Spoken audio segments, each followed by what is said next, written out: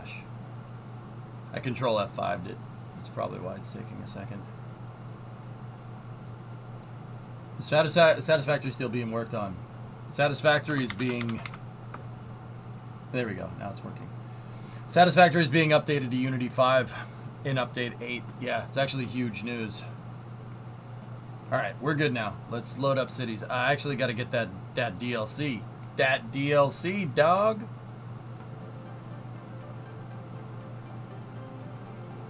Oh, what is this? First of all, I gotta move me back over here.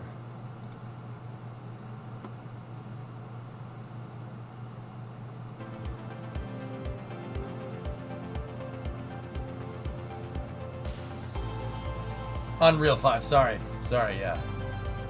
Brain do not good more like today. Oh, Train Summer.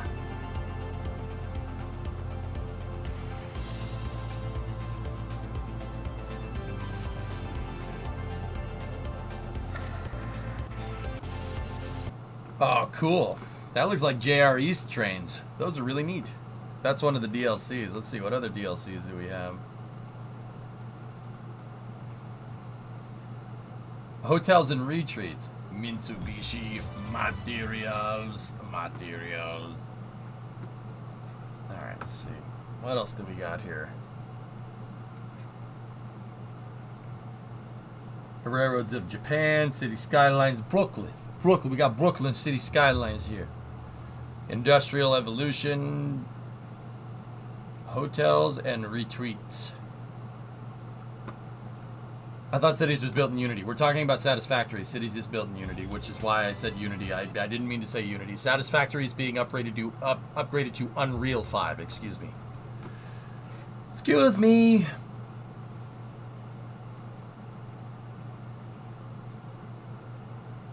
Purchasing the DLC.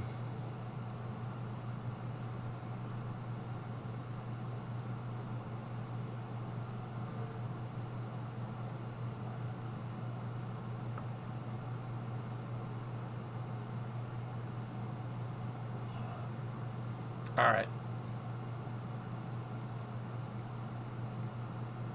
U5 or U5, precisely. So I just scored hotels and retweets. There's Industrial Creator Pack. Kind of into that. Content Creator Pack, Brooklyn style. You can build 3-decker brick buildings, and then Railroads of Japan. Most of this stuff I already have, but let's check out hotels and retreats first. Let's do it. Our city does need hotels. Mitsubishi Materials. So I had an idea for some fun cities content. We name an interchange, intersection, or other piece of infrastructure, and you have to fix, redesign, improve it in cities. What do you think? If we were going to do something like that, Creeper, I would rather just take people's cities and fix them. Like, literally like the whole idea behind fix a craft file.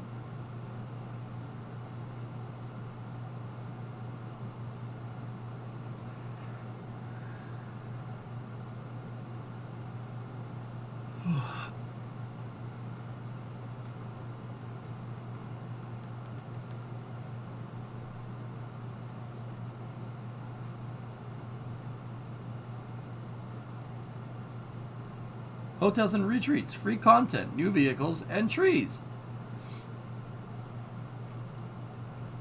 Green cities. The advanced coal power plant and 2 new biofuel buses have been added for players who own green cities. Park maintenance vehicle and new buildings for amusement park, zoo, and nature reserve park areas have been added for players who like park life. Park life?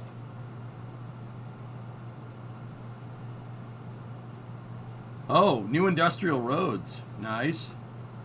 New warehouse with railway construction has been added for players who own industry. That is going to be quite helpful. Park life? Seafood factory has been added for players who own both industries and Sunset Harbor. New trolley buses for Sunset Harbor. Oh, yeah. Hotel chains. Oh, yeah, man.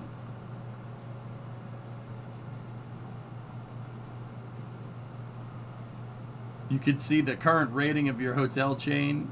Decorate your city with new parks to provide entertainment for citizens and to entice tourists to stay at hotels. 5 new maps. Oh, this is wicked, dude.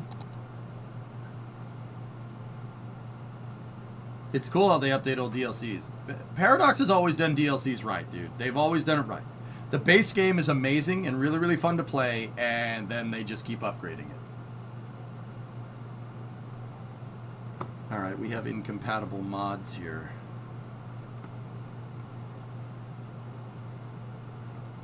Uh-oh.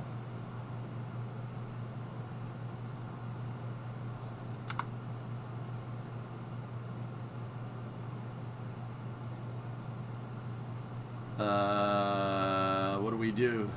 Sneaky burrito.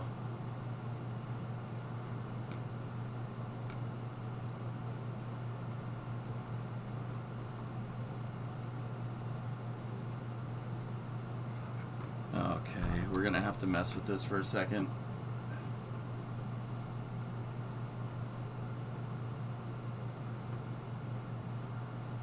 We're gonna have to go and mess with the mod packs for a moment, fellas. I apologize. Workshop. Sneaky, walk me through it. It's hard to think straight up and do this stuff on stream correctly. So, where am I going here? Your files? Subscribed stuff? What am I unsubscribing from?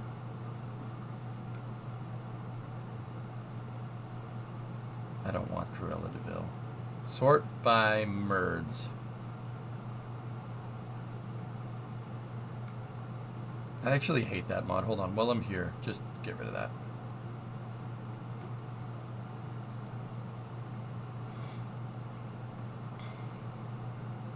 Walk me through it, buddy.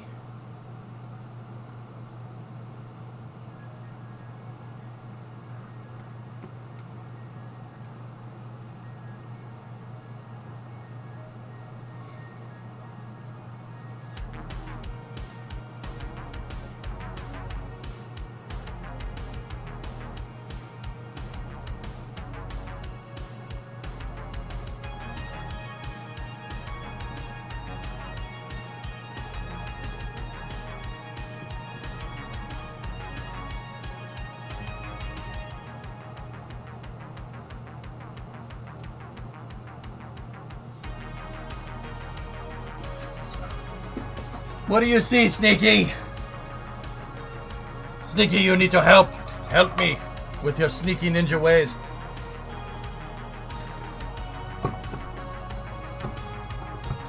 Okay, I don't want to do that. I don't want to do that. I just want to play. Okay, cool. Hitman, hitman, hitman, hitman, hitman, hitman, hitman, hitman, hitman, hitman, hitman, hitman, hitman, hit me with those laser beams. No, Didi, no! What are you doing in my laboratory? Do you think that Dexter harbors some resentment for Didi, even after all this time? You think even after they grew up that there was some resentment there?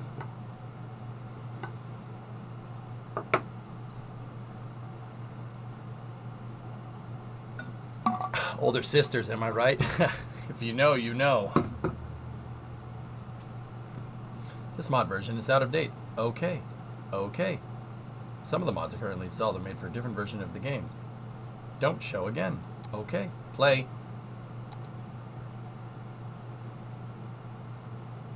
She ruined many things, but also didn't she also save his life a couple of times? Yeah.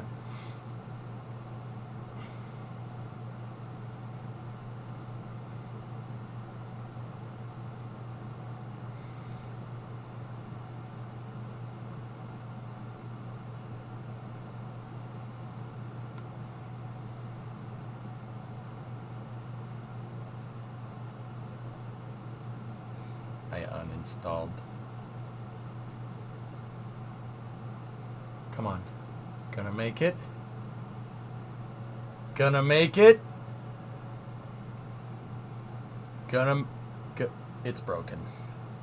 Oh, no, no. Oh, oh, oh, oh, oh.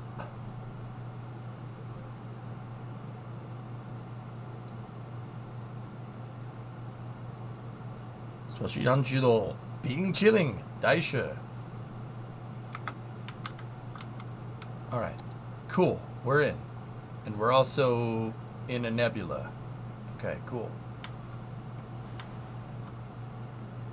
Alright, so what were we doing when we last...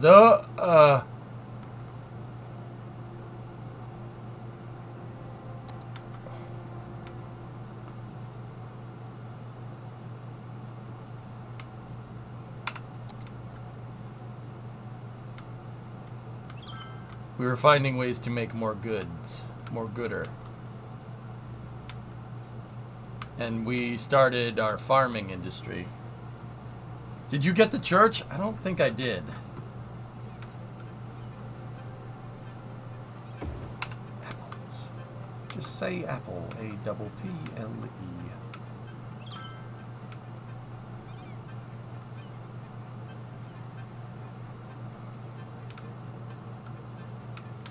No, what you're doing is jumping. What you're doing is jumping. So we had supply chain issues because an industrial district got taken out by an earthquake, and yeah, that didn't end well. All right.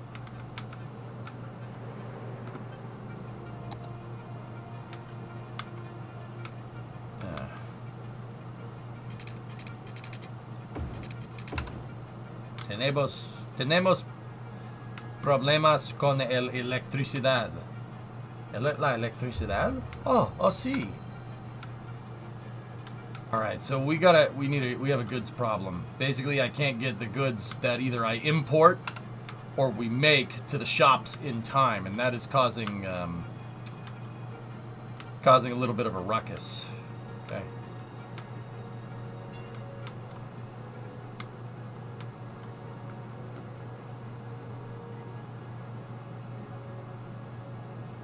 Hang on one moment.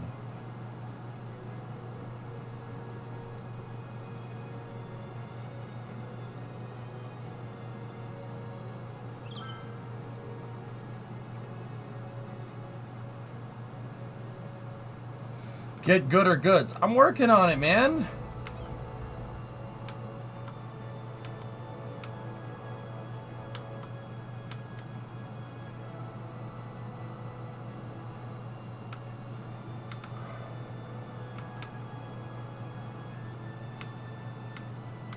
You got the Coke 600 going in the background. I do not. Negativo.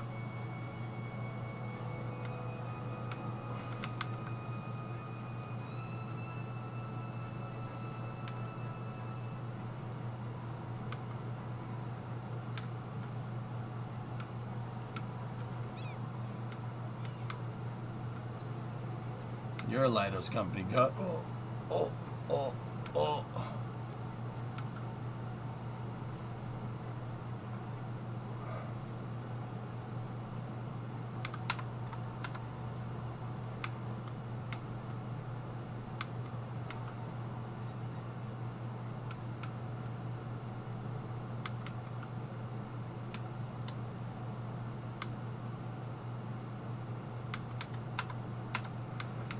Oh dear.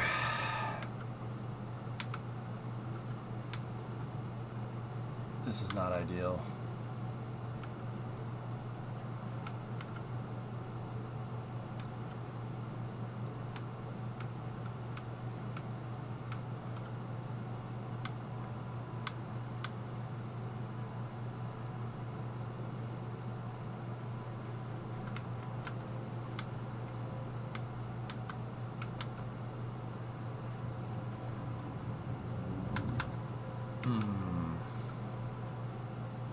Getting flashbacks to Westwood.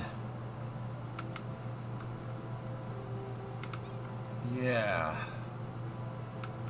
Oh boy.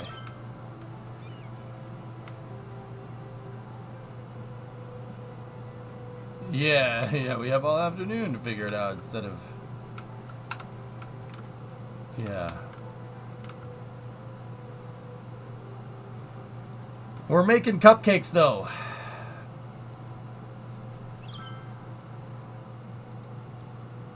See, we got pastries.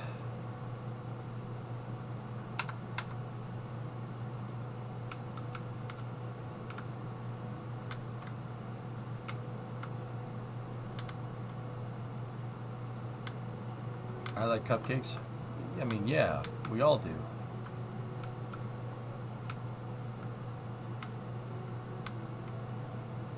Alright, I think where we left off, Sneaky, is that we needed to start building out the Beltway. The Beltway needs to be made. That's really, really important. And it's very clear that I need an industrial road that has access to the highway directly because that...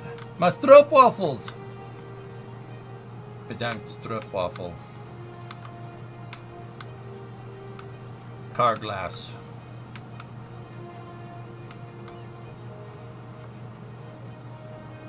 Well, now you have the industrial highway to use.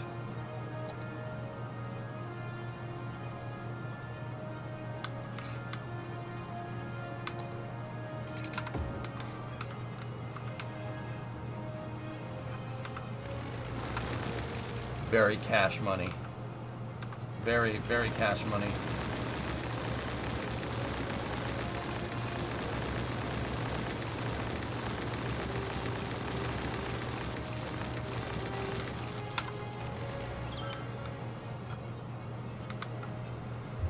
Oh boy. What's our import-export ratio here?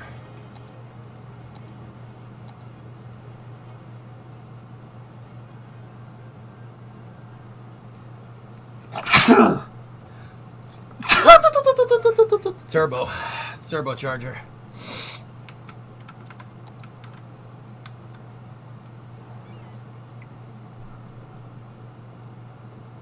Yeah, this good stuff is really killing me.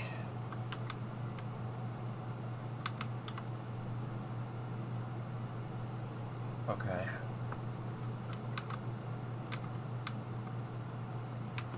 Alright, let's start clearing out the terrain here.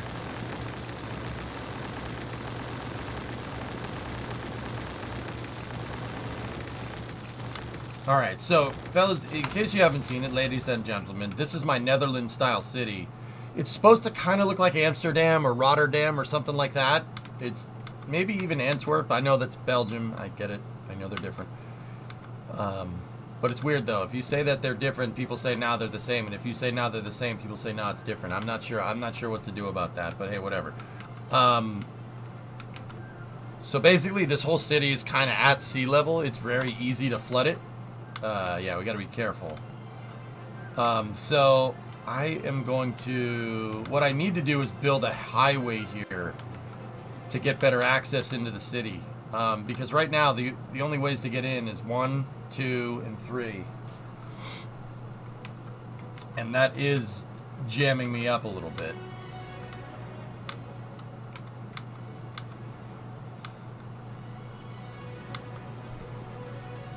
This is going to be a complicated intersection. Okay, so what I'm going to do here is we're going to pause this for a moment, and I will...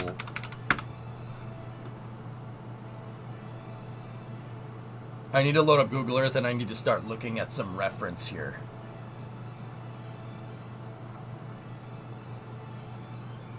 I have an idea pretty much what I want to do. I need to look... There's a highway that goes through a major industrial area right here. We need to look at this sucker. Because we're going to need to build something like this. Oh.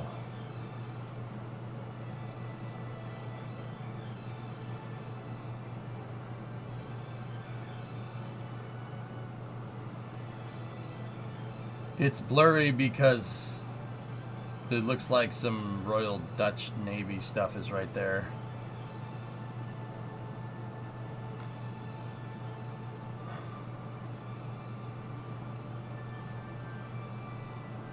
Oofda.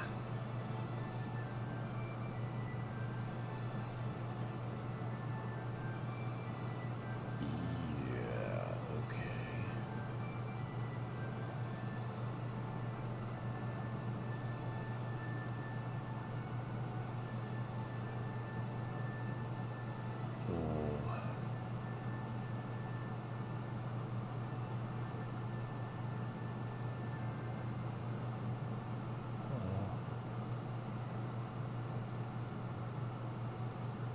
Where does this highway end up?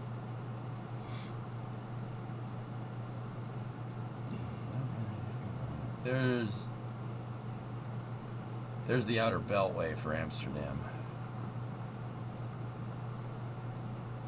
Oof. Okay. Okay. All right. All right. I think I can figure this out. I think. I'm thinking right here because there's a heavy industry area right here, but yeah, it also connects into the highway. Just really wish we had something that wasn't so weird and blurred out. There we go.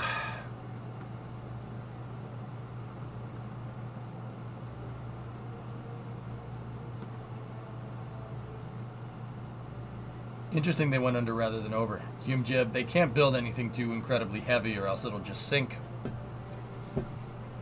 It's like kind of building around the Thames, dude. Not gonna... No. Tall buildings ain't gonna work right there. It'll literally... It fell into the... It'll fall into the swamp. They said you couldn't build a castle on a swamp, but I built it anyway. It fell into the swamp. So I built a second one. That fell into the swamp. So I built a third one, lad. That burned down, fell over, then fell into the swamp. But the fourth one, that stayed up. That one stayed up. No, but Father, I don't want to do any of that. I'd rather sit. No. You're not breaking into song in here. You don't like her? What's wrong with her? She's rich. She's got huge tracts of land. Yeah, Sam, what a move by Newgarden, man. Yeah, it was awesome. All right, so we need to basically build something like that right here. The new AR1 footage is balling.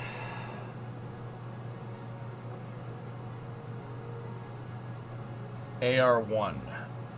Oh, Artemis 1. Okay. Yeah, Ford showed me this a little while ago. I wish I knew any of that reference. Oh, alright, never mind. Yeah, it'll fall over. So we gotta start our construction. Start our construction by starting with a nice clean slate here. Get rid of this. This is the old right-of-way from another highway. So now what I like to do, guys, before we start any construction project, I basically like to figure out how we're going to make the roads do. How do the roads do? Okay? You got to ask yourself, how do the roads do? Okay? Is this right for the company?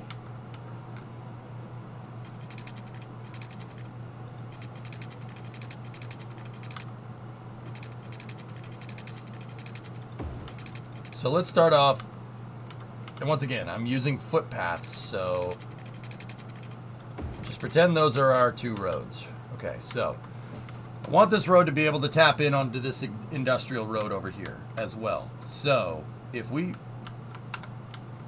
oh my gosh, it's getting worse.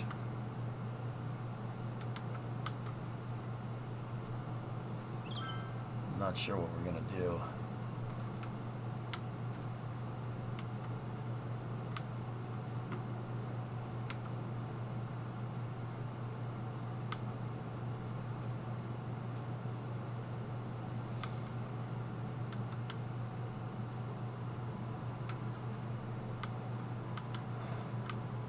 So this is going to be in a tunnel, basically.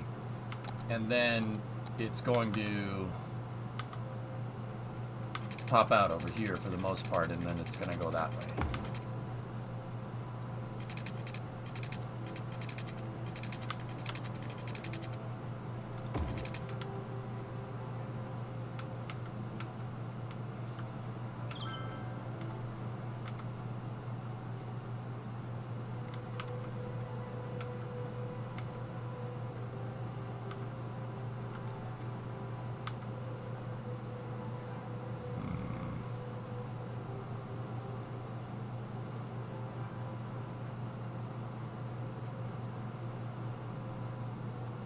might have more luck if we just make the road go this way and then tee it that way. So instead of making this an interchange where this road ends here, make this into a beltway and then have it tee off the interchange like this. Kind of like that, but yeah, maybe. Oh boy.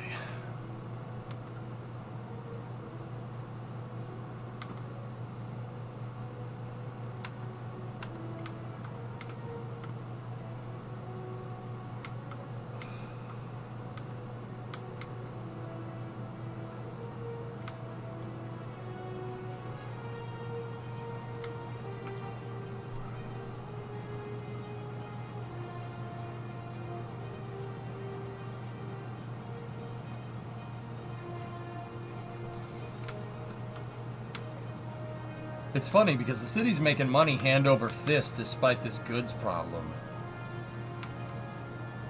Which tells me I'm not really making money off of taxing and selling of goods. Which is kind of funny.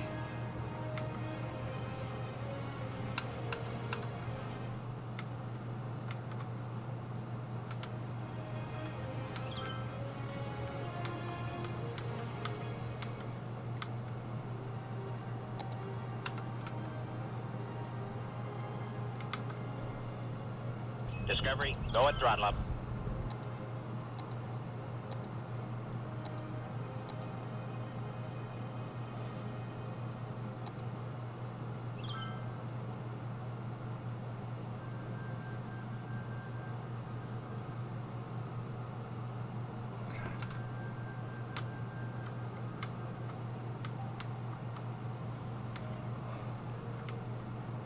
Hey Nick Sargent, 33-month resub.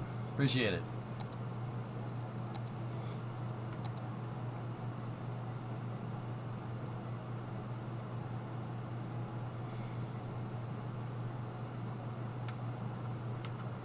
I don't know why the game isn't importing goods. It might be because of the traffic problems, dudes. But then again, it's citywide, so...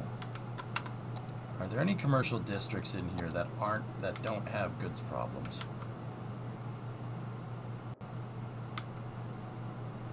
Okay. Alright.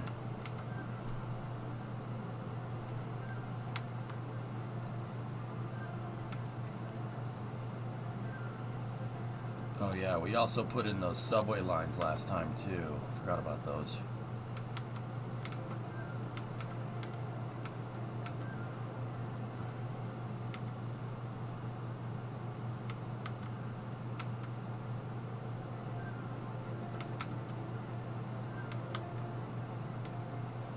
Alright, 619. I need to go learn Fusion 360. Happy building. Discovery, okay. go at throttle up. Wild Rhino, just realized your gifted sub ran out. Oh, thanks for the resub, dude. Appreciate it.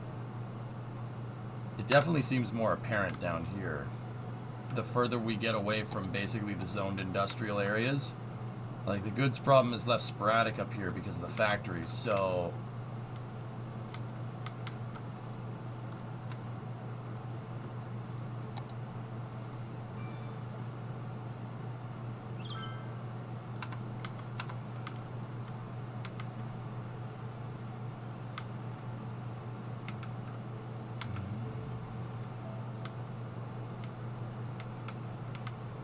I want to put industry, generic industry in here, but honestly, that's not a good idea.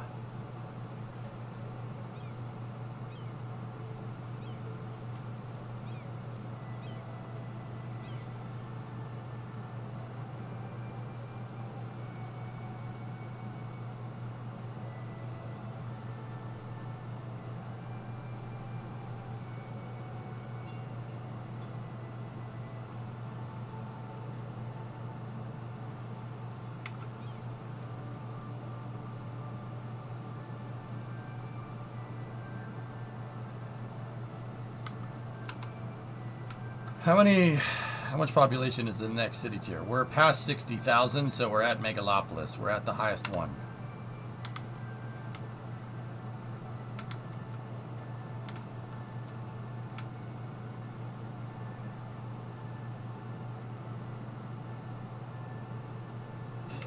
But passenger traffic is not the problem here, Aqualux. It's industrial traffic, dude.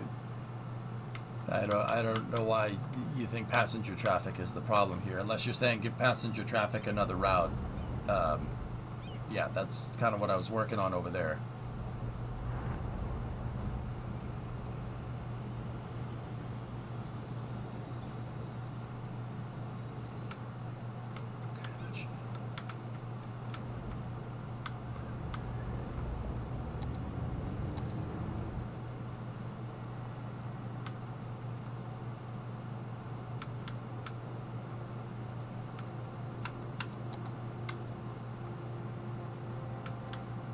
What if you set up a warehouse further into the city that's set for commercial goods?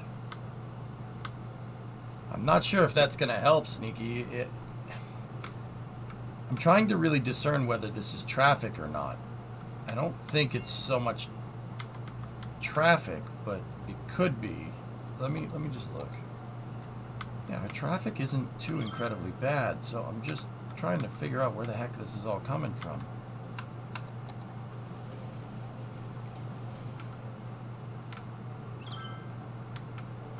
EJ, important question. Is a hot dog a sandwich?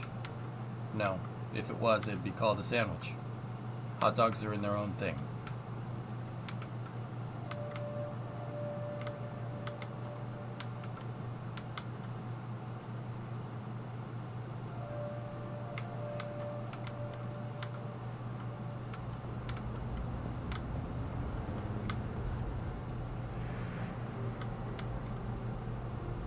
That's what I said.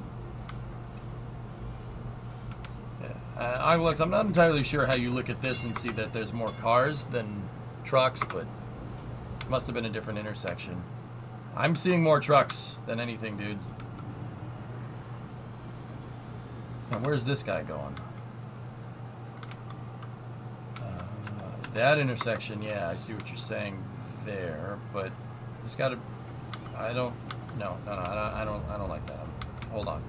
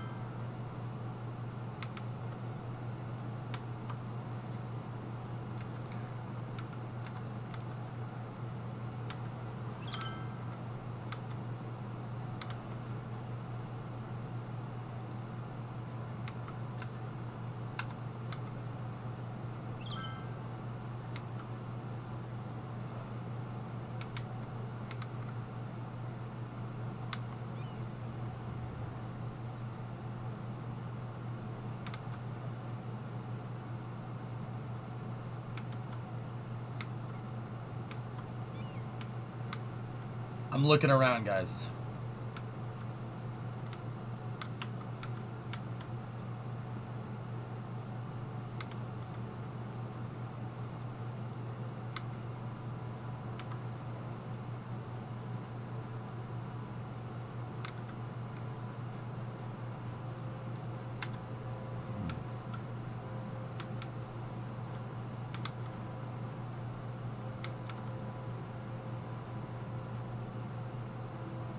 What will the world be like in 2118? It'll probably just be a slightly more futuristic version of this world, Red. Hopefully we have a city on Mars by then, because I'm gonna be long gone. Hopefully we have a city on Mars. Hopefully. Well, Nez, none of my shops are getting enough goods, and I seem to think it might be a traffic problem, but I don't think it is. I'm looking at this, and I don't think it's a traffic problem. There aren't very many bottlenecks here. Plenty of ways to get inside of the city. I just think I have too much commercial. Honestly, I think we should maybe start scaling back. I think that might be more of the issue at this point. I think I have too much commercial.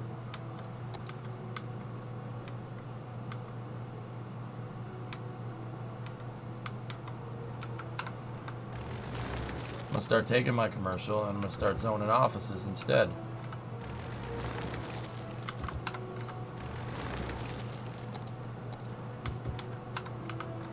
But that still means that eventually our goods throughput problem is still going to need to be solved. The other thing I'm noticing is that if you look down here at our residential commercial industrial demand, the RCI, there's been no commercial demand basically since I started the stream. So I think we just flooded the market with commercial real estate and basically ruined it. I think that's the big thing. My industrial base can't support this many commercial. Discovery, go at throttle up. So I'm literally just going to go through and find any commercial abandoned buildings and I'll replace them with other things.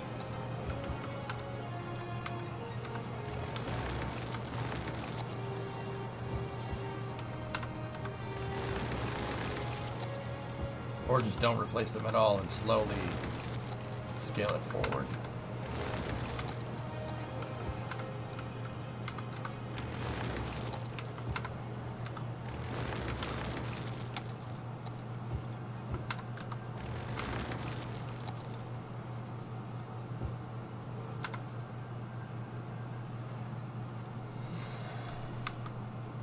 What is your parks and leisure like? Commercial demand is complicated. We have all kinds of parks and all kinds of leisure.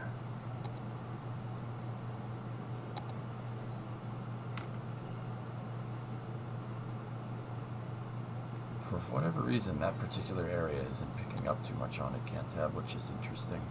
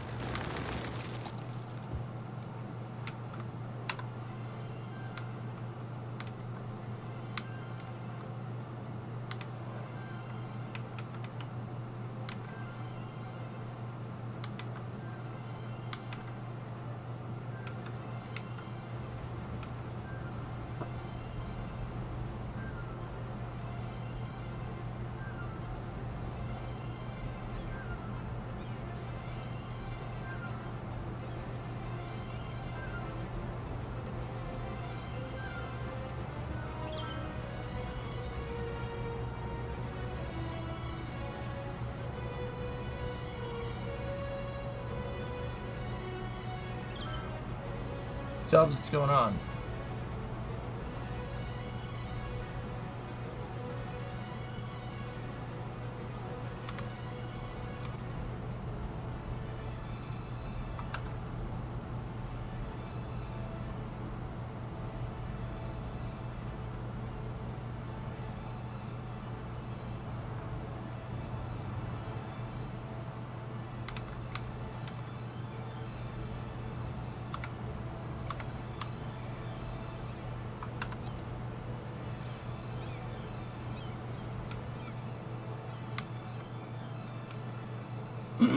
Cargo things are bugged since the latest patch.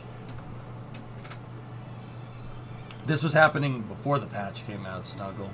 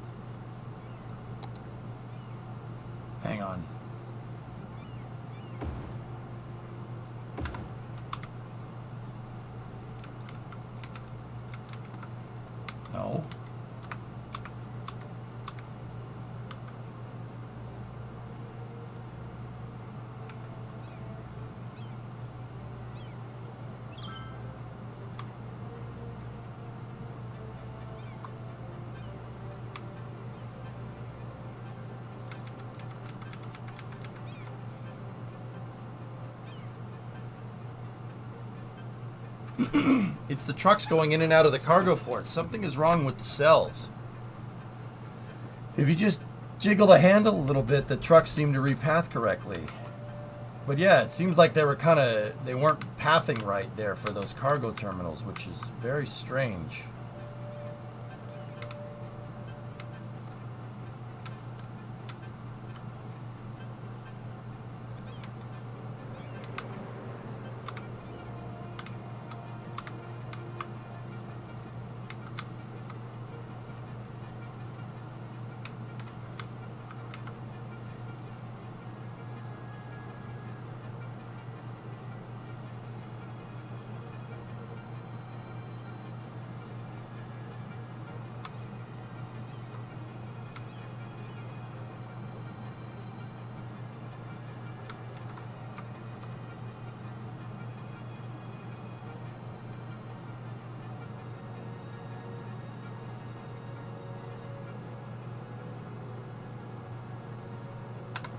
Maybe that'll fix it.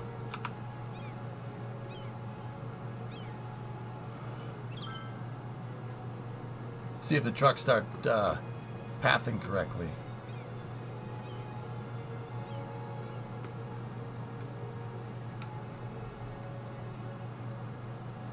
See how they're kind of doing a loop right there, like that guy?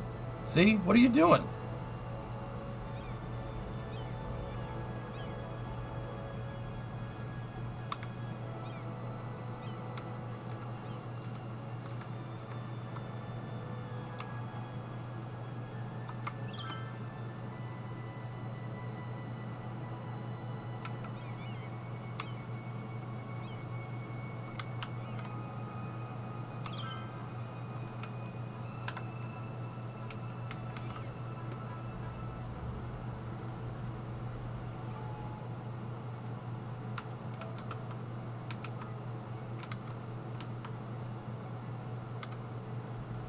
They're doing it here.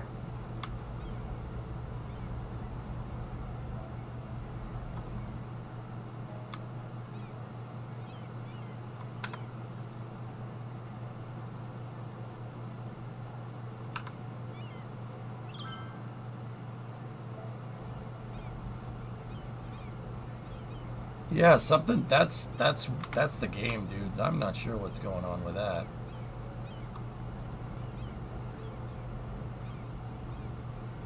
It looks like the feeder point for the cell is off, like where it feeds from the cell that's next to it is a little bit off.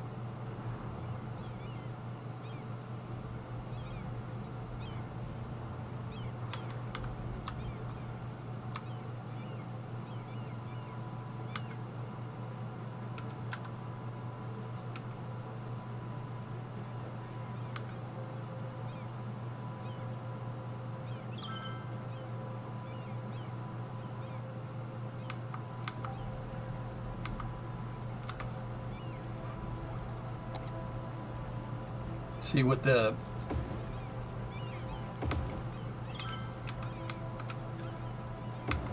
extension tool.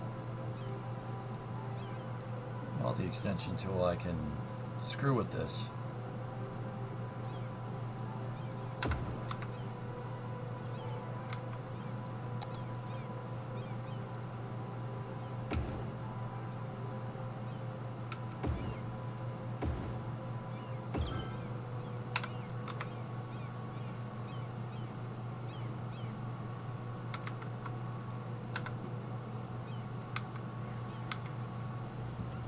I think that might be the reason, but I'm not sure.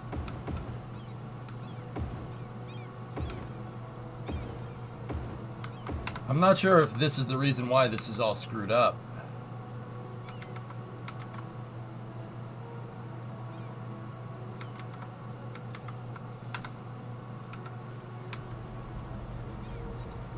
Let's see. Do we have less goods problems?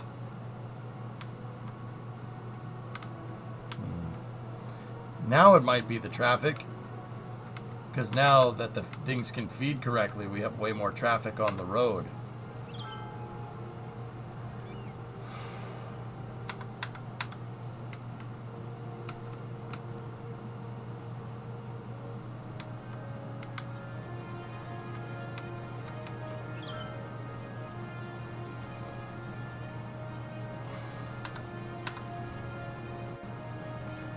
I don't know, geek, maybe.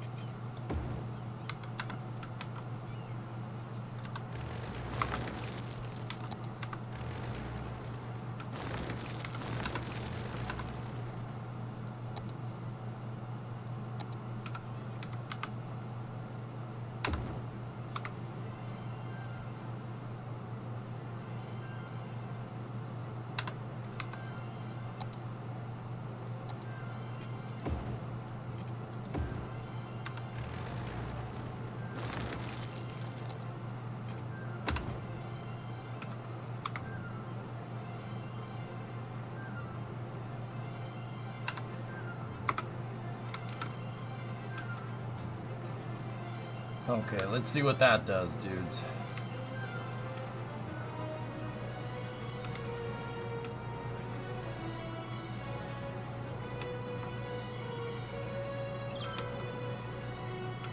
Now we're gonna have to wait a little while.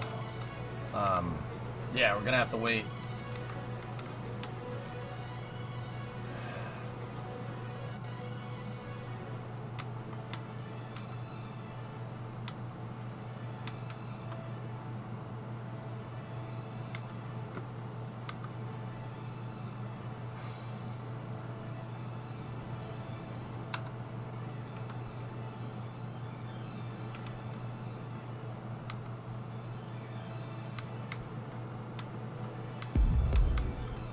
Hey, Pond, thanks for the bits, dude.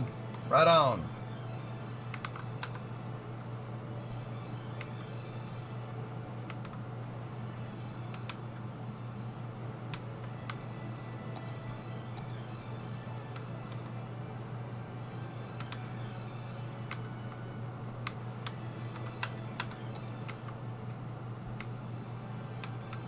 Yeah, Damien, what's up, man? It's all the industrial traffic from the port is going either through here or out into the city. I think that's why I'm having such a big deal with this, such a big problem.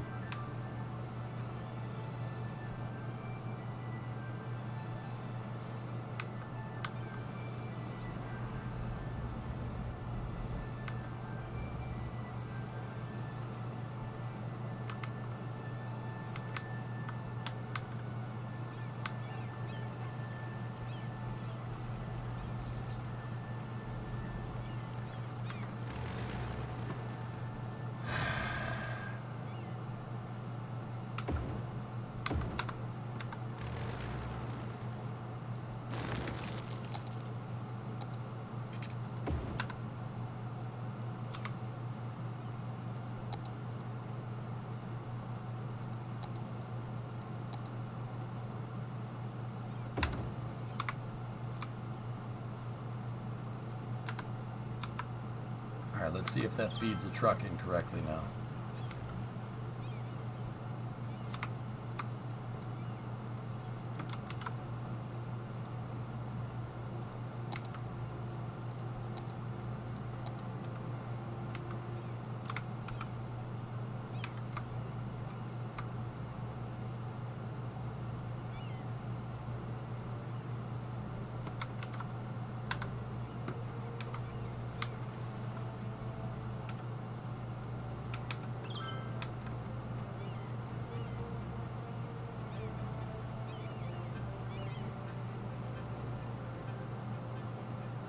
Hey, Arby. Port is looking good. Thanks, man.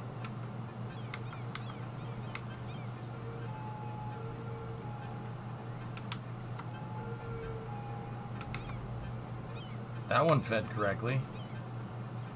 What about you? Did replacing the cargo hub fix it? It was... Well, no. It's the road. It's the cells correlative to the road. So if we do this and plus in another...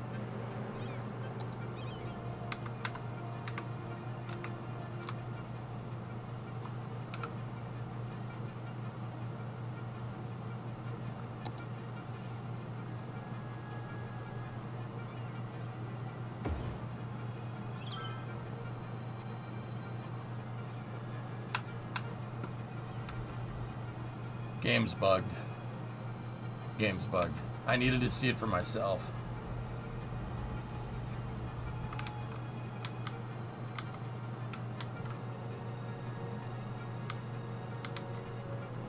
You may have simplified your external tank. Nice.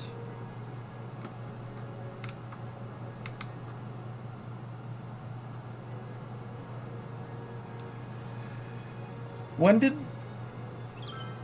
this patch came out? Like, did it come out the other day when I was playing Cities? I don't remember, because we started having the goods problem before that, but it wasn't this bad. I think the game might be bugged, dudes. I usually am very, very, very cautious to say, oh, it's bugged. Last Tuesday, Chris?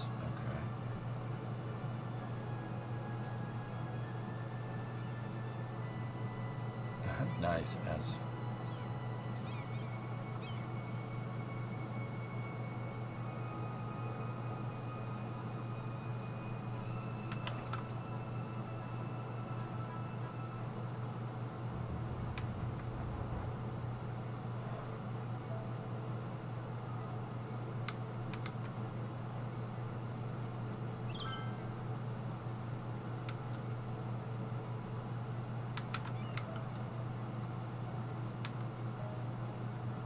To do this.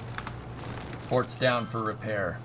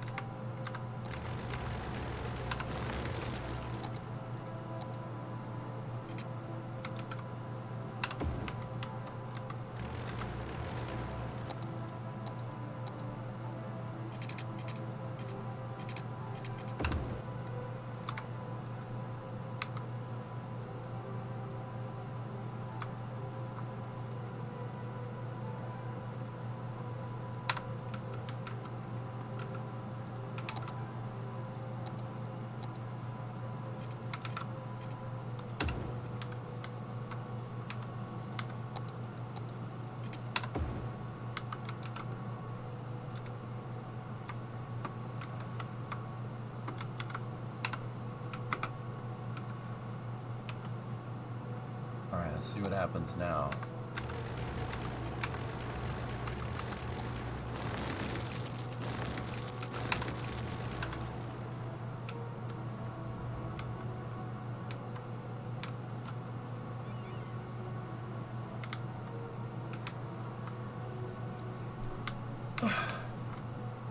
You forgot this came in a couple of days ago? What's that, Nova? Oh, nice picture.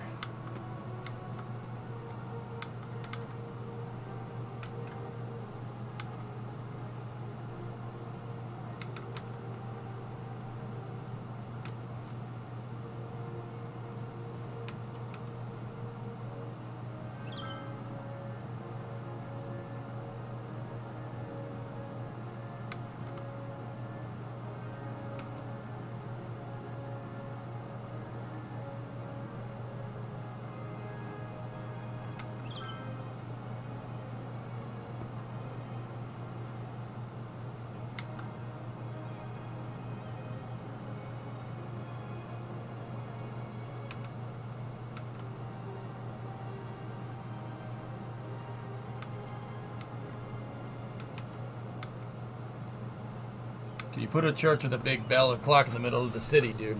I don't have the church unlocked. Believe it or not, I'm actually on my way to unlocking it. You need abandoned buildings to unlock the church. But I only have 55. But we kind of need the cathedral for the city, so maybe it's time.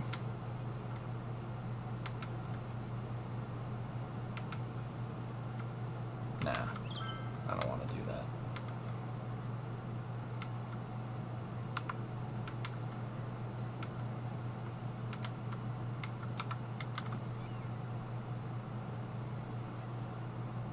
Okay, so those two are feeding correctly.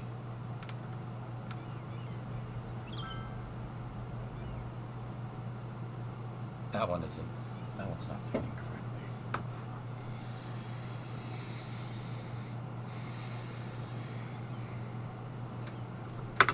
I know you're busy fixing something, so at the risk of derailing you, see last. Mother of God. This was linked already. And I played Engine Simulator a little while ago, RB. Like, about an hour ago, maybe.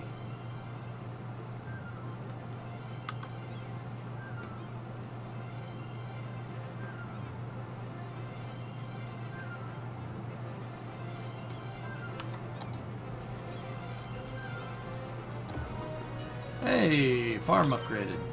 Cool.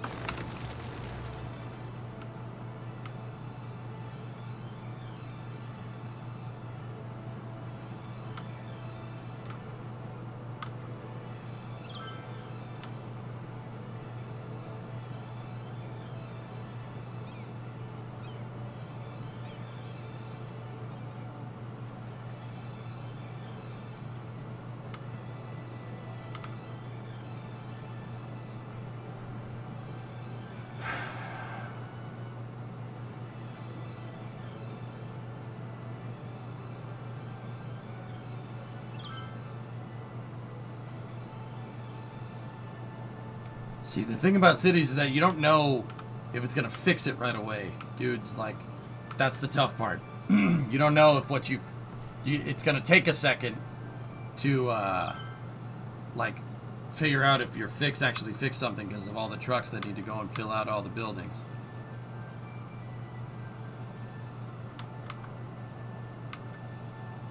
Where are these vehicles trying to get to?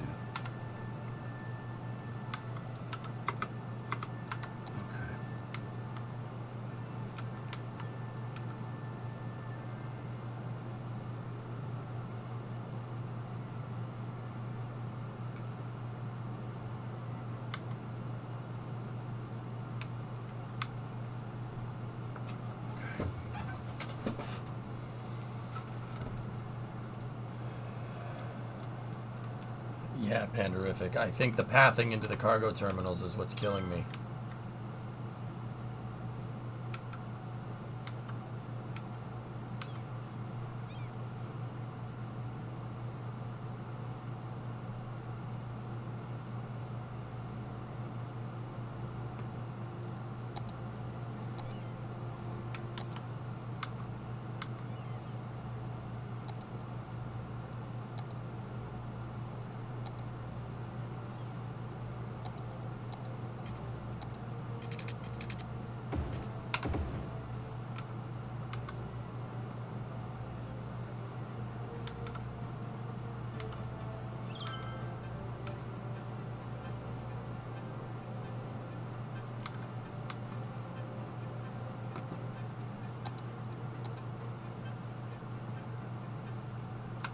I'm working on it, Damians. Try to see if we can feed in here and have them go down here and around and feed into this road.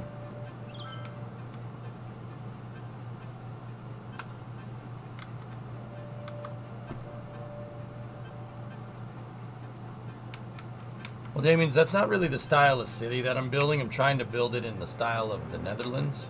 Dude, a manifold would fix this problem instantly, dude. Yeah. That's my problem.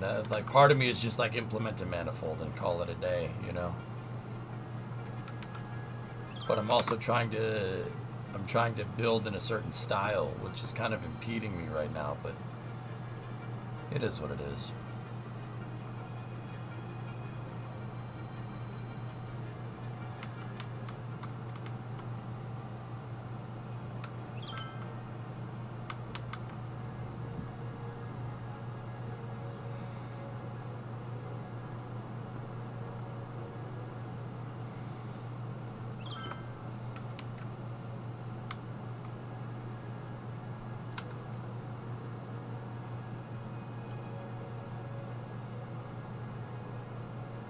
Make it less concentrated. Once again, there's concentrated industry around the Netherlands. See how all the industry is in one spot? So that's not really going to do what I'm trying to do.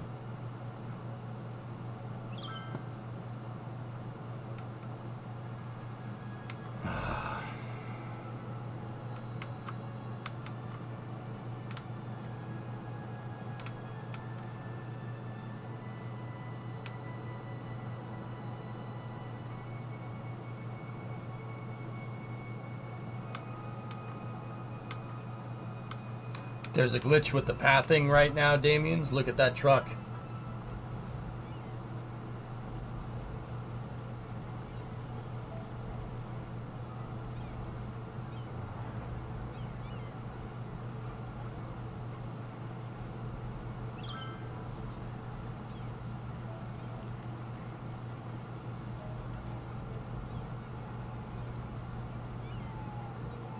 See what I'm dealing with?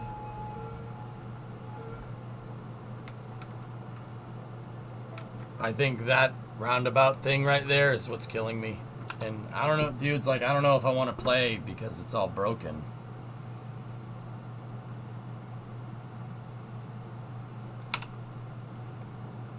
Can you Thanos snap the truck? Deleting the cargo terminal usually does that, but...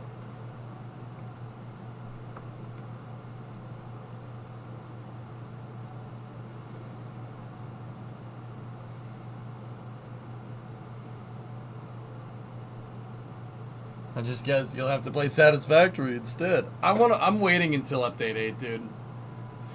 As a Dutch guy, I say your city looks cool. Thanks, man. I really tried to... It's kind of like half Amsterdam, half Rotterdam. But yeah, really... Dude, I spent a good deal of time sitting here staring at the city. Like, I can't tell you... I mean, some of it is blatant. I'll be honest with you. Like, it's just a blatant copy. Like, this is definitely supposed to be the Central District in Amsterdam. Like, but that's the build style, you know? Like, I tried to make it look kind of like it, but not exactly like it. Have you been to the Netherlands? Yes. Geologists predict that a sinkhole could strike at any minute. 9-7 sinkhole. Hopefully it hits my commercial district. The canals in your city are insane. Thank you. I don't know if it's the road segment, dude, to be honest. A sinkhole has occurred somewhere in the city. No, it hasn't. Stay out of harm's way and contact authorities with any information. What was that automation? It's automation. Automation is what I was talking about, dudes.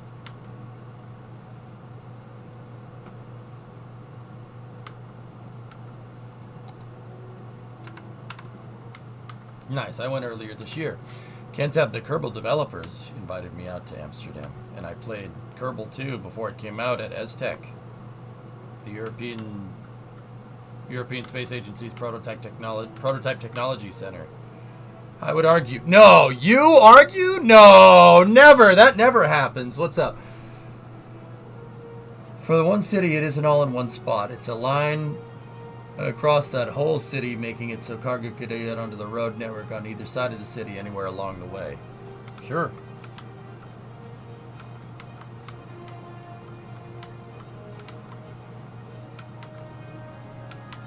I mean, I guess I understand what you're saying, but that's not the style that I'm building for.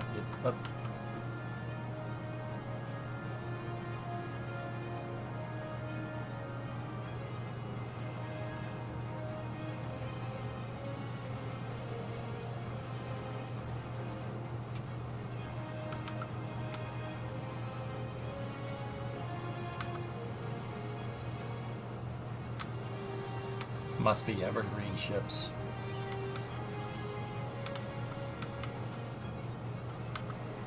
It's my boat.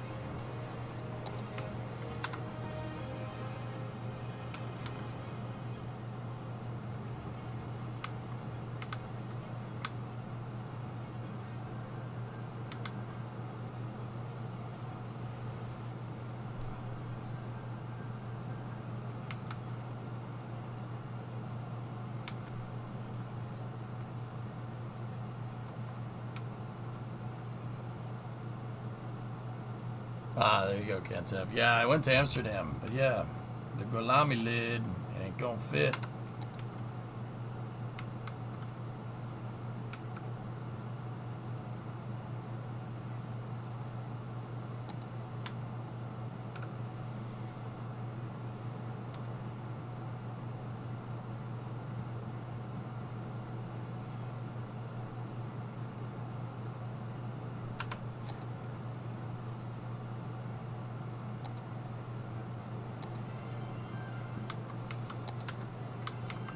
The other thing is that we could always just try zoning more industrial.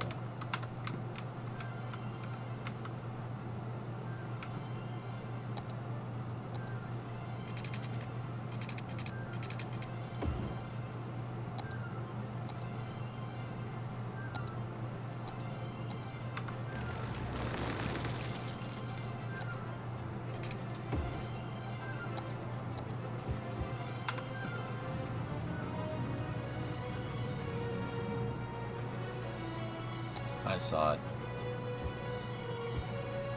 It got settled pretty much right away. Oh, okay.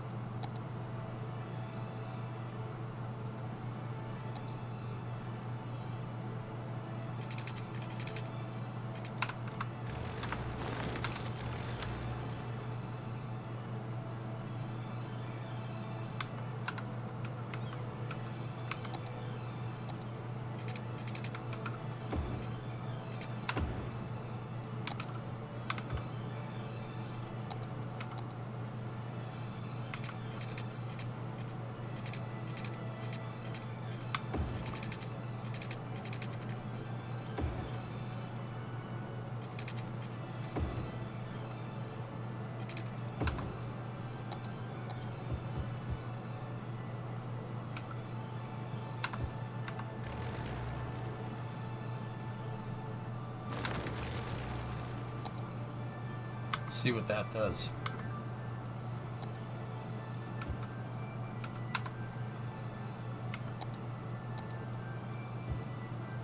Oh, I accidentally made that industrial 4-lane.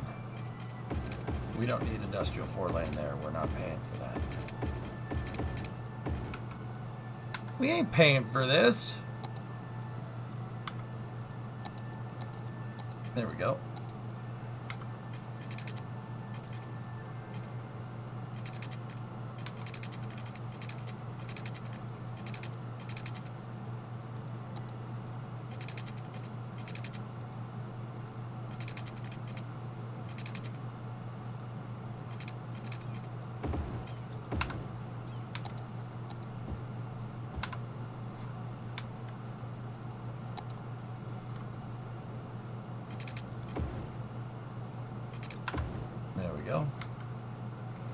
Was this modified to be a dually? It doesn't look like a dually. Let me see.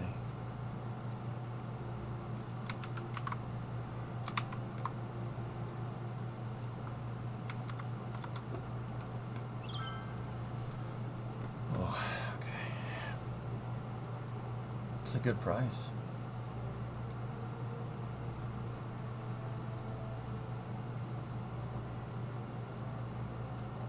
No, that's how that came. It came like that from the factory, dude. It's a towing it's a tow truck. That truck's 4x2, if I saw that right. It's not 4x4. It's just the rear drive wheels. It's rear wheel drive. There's no front-wheel drive in this thing. So you could put a long box on it. You could put a fifth wheel on this thing and tow. It's designed to tow things, dude. That's basically what it was used for. Nice truck, though.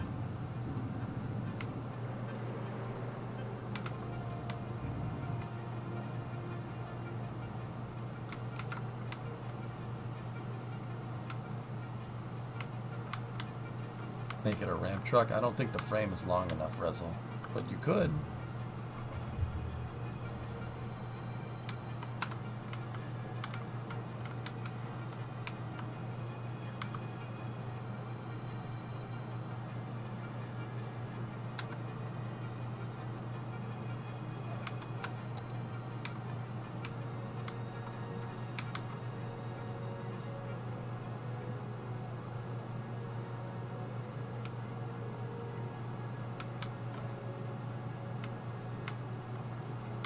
How those industrial districts that we just zoned, are they filling up? Yeah, they are.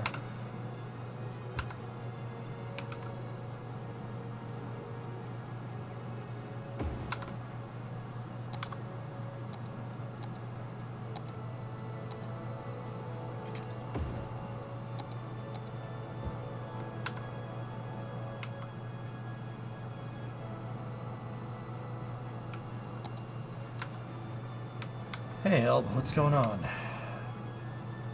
I just loaded up the stream. It was like, truck. You always love the dedication you put in towards the vision you have. Thanks, man.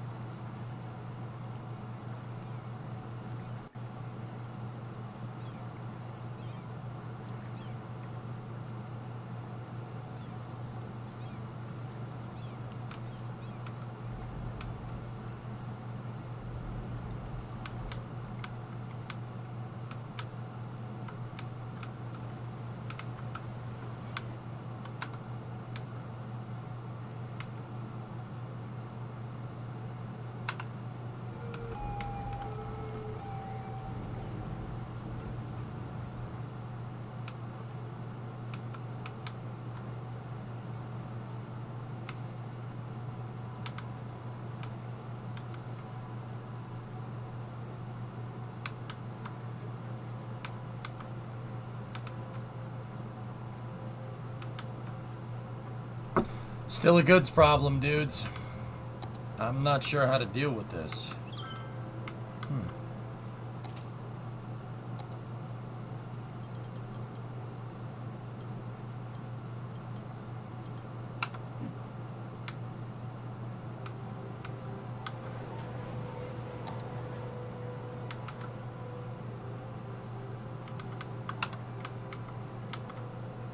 Yeah, they're running on a short track.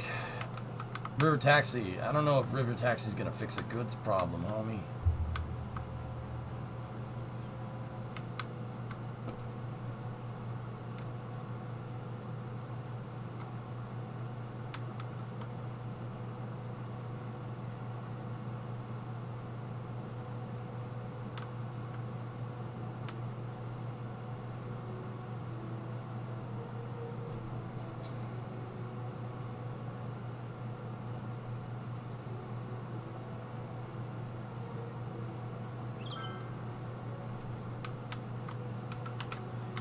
I mean, RB, I can unlock the road, dude. Let's see.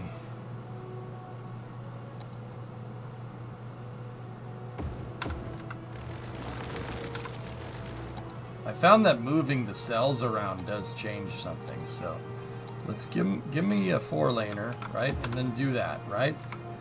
That 4-laner, I found that if you just move the cell to the right, it fixes the pathing, interestingly enough. Let's see what it does. Oh, also, yeah, okay, that's already an industrial 4-laner. Let's make a concrete industrial 4-laner.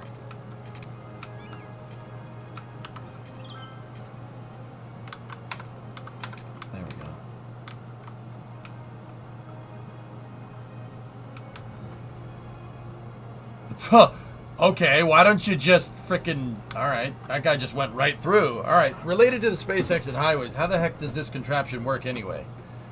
Alright, it's gonna take a second to get that working. So what's this?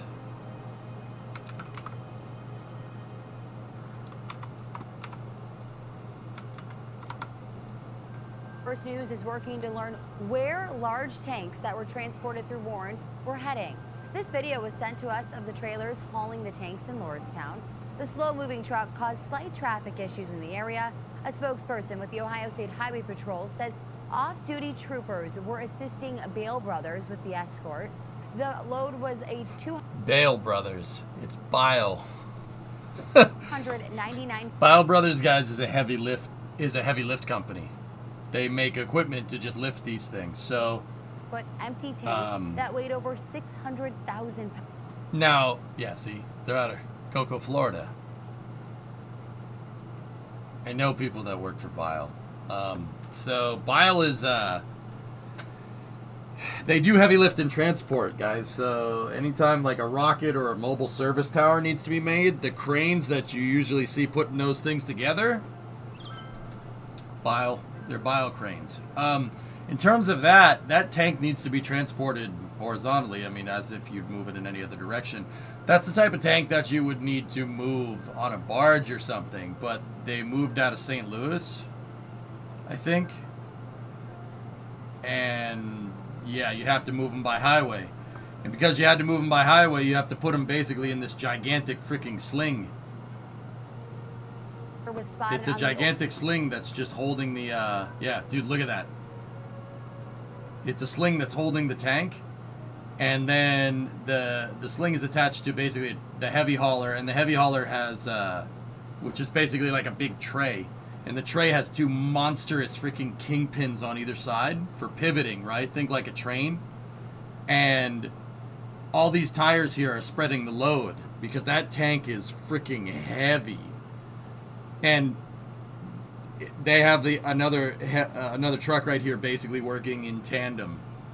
Think like a train. How a train would have, a train can push and pull. Same idea. Yeah, that's pretty awesome, dude.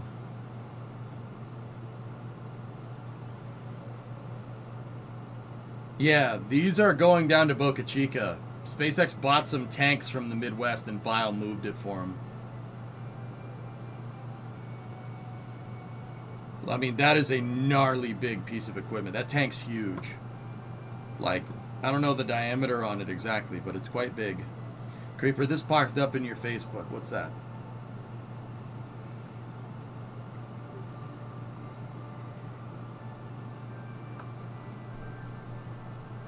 Something tells me the insurance wrote it off and they're looking to make a quick buck. Something tells you.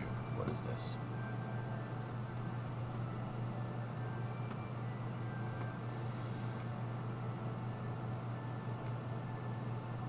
So it's a part out, okay? This is a part out here. Look at the other pictures. It's a part out. Let me know what you need. Fair price, part out, 2011 Infiniti QX56. All brand new tires, 36,000 miles on the motor, 70,000 miles on the transmission. Only had installed 2 days before the truck was totaled. Yeah, so, okay. So what this guy did... That's not a truck. It is absolutely a truck. Yes, it is. There's a truck chassis underneath there somewhere. But so what that dude did. So it looks like he put a lot of money into the car, and then looks like he rolled it. He was in a rollover, right? And insurance totaled the car. What you can do is buy the car from the insurance company after they totaled it, because when they total it, it technically becomes the insurance company's car, right? You can buy it from them. You can buy it out if you want. So if the insurance company basically says, we have a totaled QX56 and the QX56 is worth, oh, I don't know, this car, you can buy it from us for like $5,000, right? It's a totaled car. We'll give you your insurance payout. Now this car, because it's totaled and the title is junk, you can buy it back from us for, let's say $10,000, okay? So if the guy thinks, if that guy thinks he can part it out, he can part it out and make his money back. So he's going to buy it from the insurance company for 10 G's, right? And then take all the parts, all the good parts off of it, motor, transmission, wheels, tires, stuff like that, and sell them, selling them individually. That's called a vehicle part out. He believes he can make the money back by parting the vehicle. So yeah, people do this all the time. They part out trucks. So cars that have been in an accident, you can't really re-register them without a salvage title. Basically, there's a blemish on the title of the car that says it's been in an accident. And if it's been in an accident, the car is never going to work correctly again. I mean, unless you put it... The only way to get a car that's been totaled, like so frame damage to the actual chassis of the vehicle, is to put it on a frame jig. Take the entire car apart, put it on a frame jig, and bend the frame back into position. You really only do that with cars that are worth saving, like old cars and stuff like that. I mean, the QX56, they're a dime a dozen. So he bought it and he's parting it out and he believes he can make his money back. Which is probably right. That's a pretty popular car. Yeah, that's probably correct.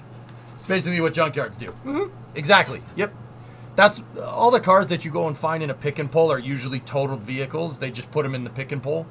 That's why if you go to a junkyard and you say, I want this whole chassis, they're going to say no.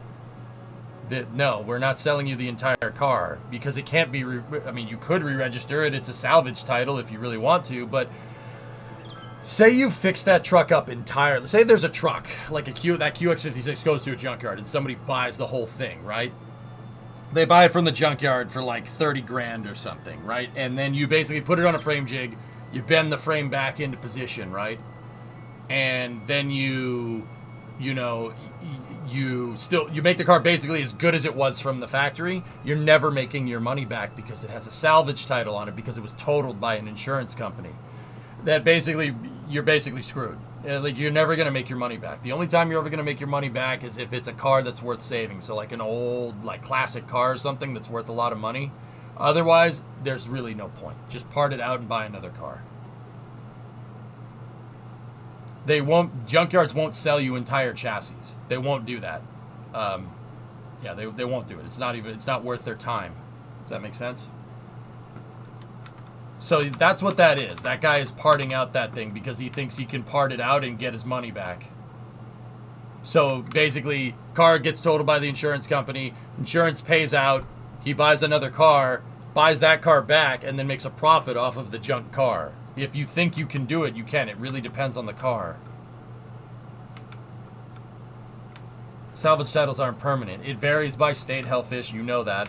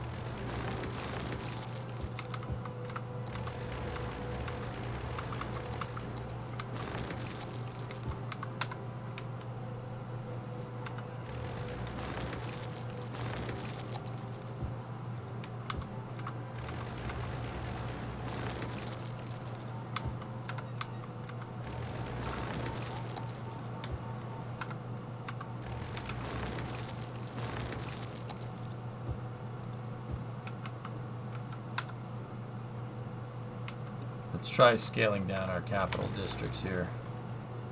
Or not capital districts, our commercial districts, excuse me.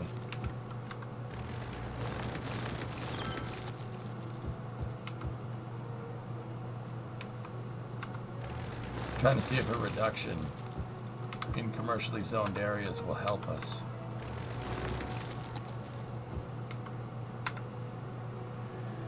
So if you have insurance, you can profit from accidents. That sounds a little sus. Isn't there laws against that? Yeah, that's called insurance fraud. Absolutely. Oh, yeah. That's why you don't get to choose whether your vehicle is totaled. And if you get into an accident and they figure out you're at fault because you're purposely trying to crash your car, well, guess what? Worst case scenario, you get taken up on insurance fraud. or at best case scenario, you only get taken up on insurance fraud. As worst case scenario is, well, you go to jail for insurance fraud and then being an idiot on the road. Because assuming you crashed your car on public roads. If they figure out you're doing that, you're not going to have a good day.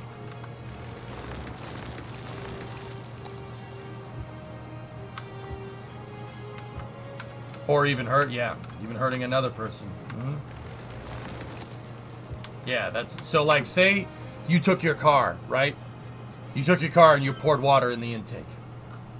And then you have insurance. The insurance company comes, oh, yeah, this engine's hydrolocked. Okay, so it's totaled. How did it get hydrolocked? They're gonna need to figure that out, because they need to figure out who's at fault. And if they figure out you're at fault and you hydrolocked your own car, well, guess what? They're not gonna pay you.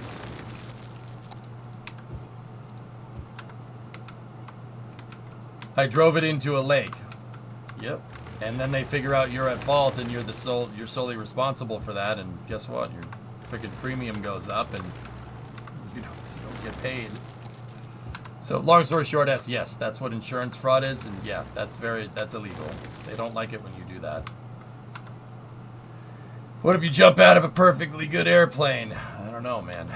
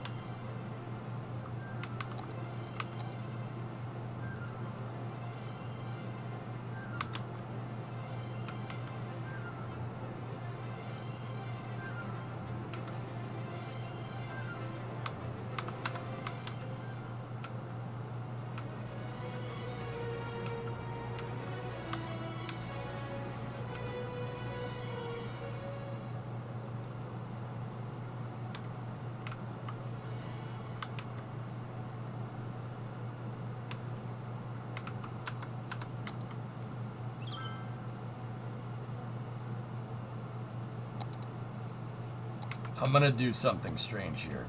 That's what I'm gonna do. I'm curious to see what happens here. If I just send all the traffic up the other way.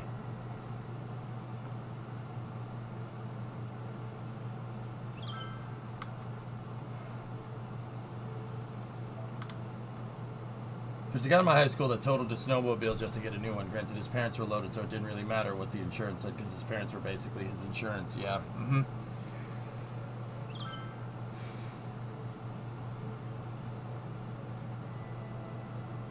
Did that guy go to jail, the airplane jumper outer? He is being brought up on federal charges for intentionally crashing a good airplane. Yeah, you don't do that. That's a big no-no. Like a big no-no. Yeah, that guy, the maximum punishment for his crimes is up to, what is it? Up to 20 years in prison. That's the maximum punishment. He probably won't get that.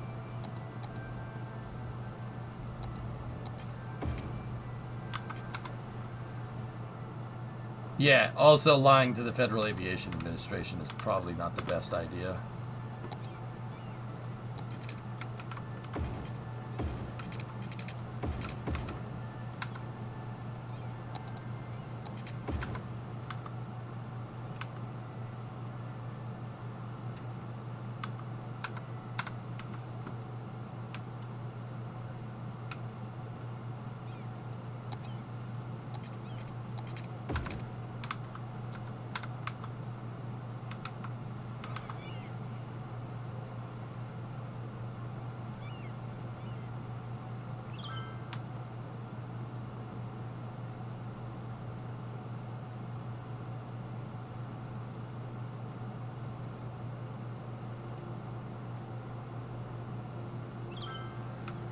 Yeah, I see it.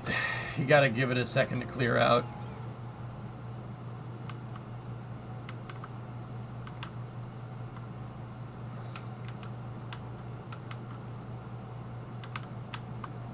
I reversed direction here, Damien, so all that traffic came back in and clogged this entire system up. Give it a second to disperse.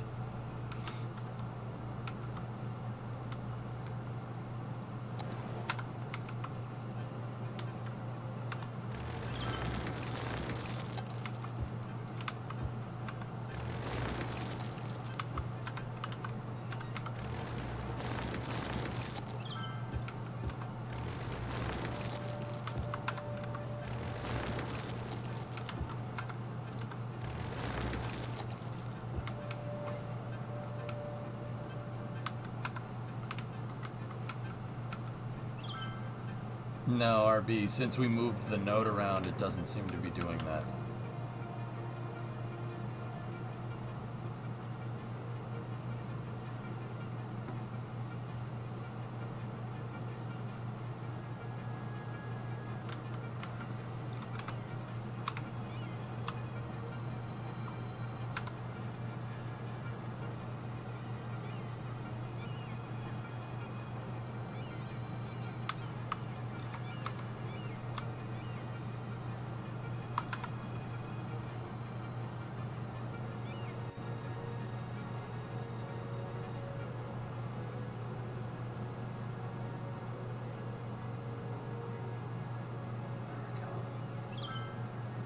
There we go, even out.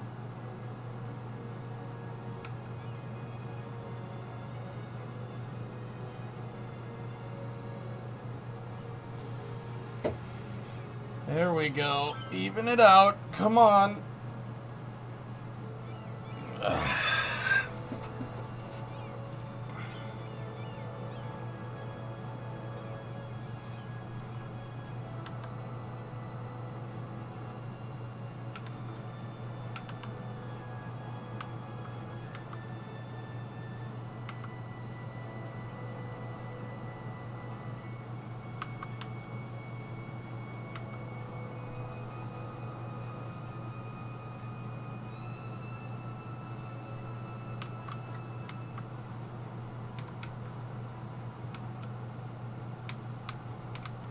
Yeah, we're just kind of fixing traffic problems here, dudes.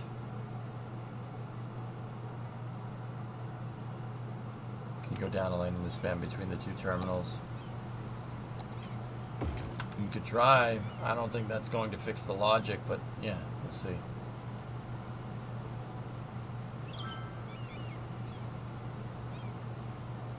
I think this is just the game unclogging itself, Aquilux, to be honest with you. I'm going to keep it at 4 lanes for now. If it stays like that, then yeah, we'll figure it out.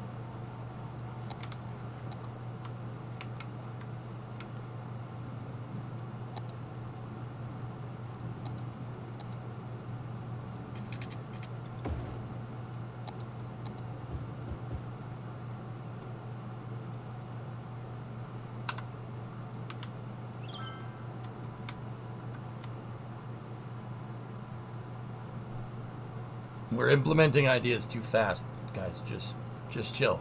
Just chill. We'll get it.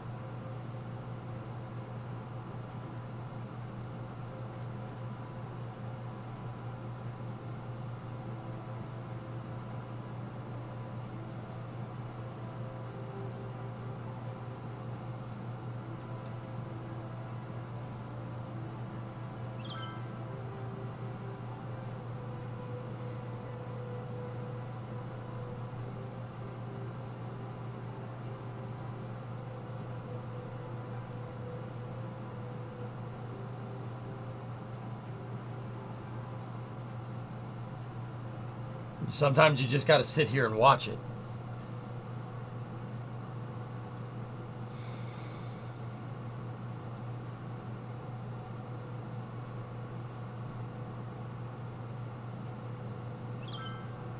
There is no chill, only Zool. There is no Dana, only Zool.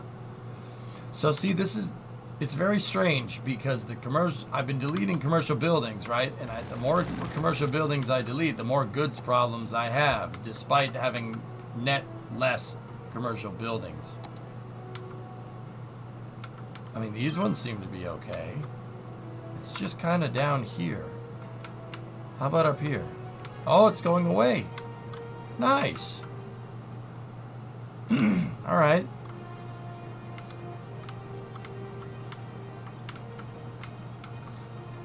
See, now I'm worried because I don't know which one of these things fixed it because we implemented too many fixes too quickly.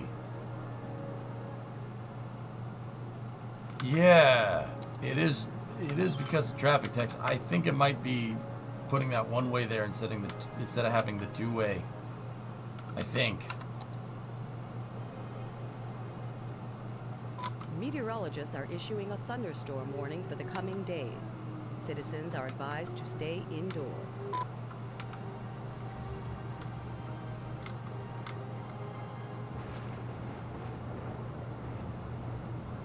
A thunderstorm is battering the city. Stay indoors until the storm has passed. All right, let's just let it subside because there doesn't seem to be many goods problems happening up in these commercial districts down here. Let's just kind of see what it does, bros.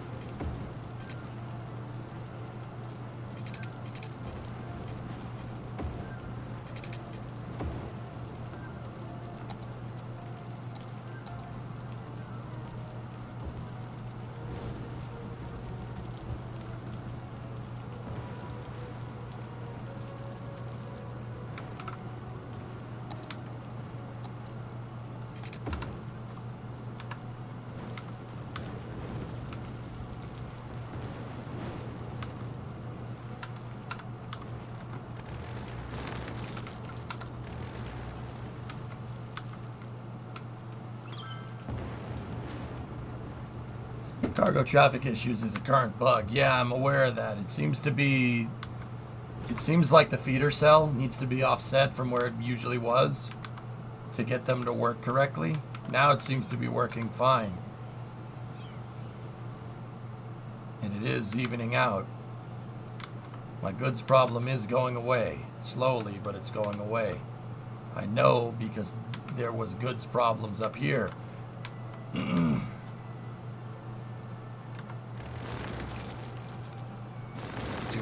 Too much industry. We don't want that much industry.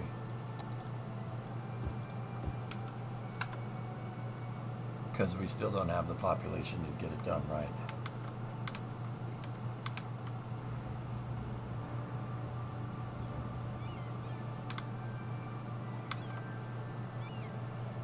Okay.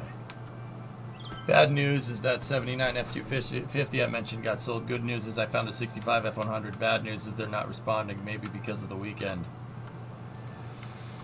Oofta.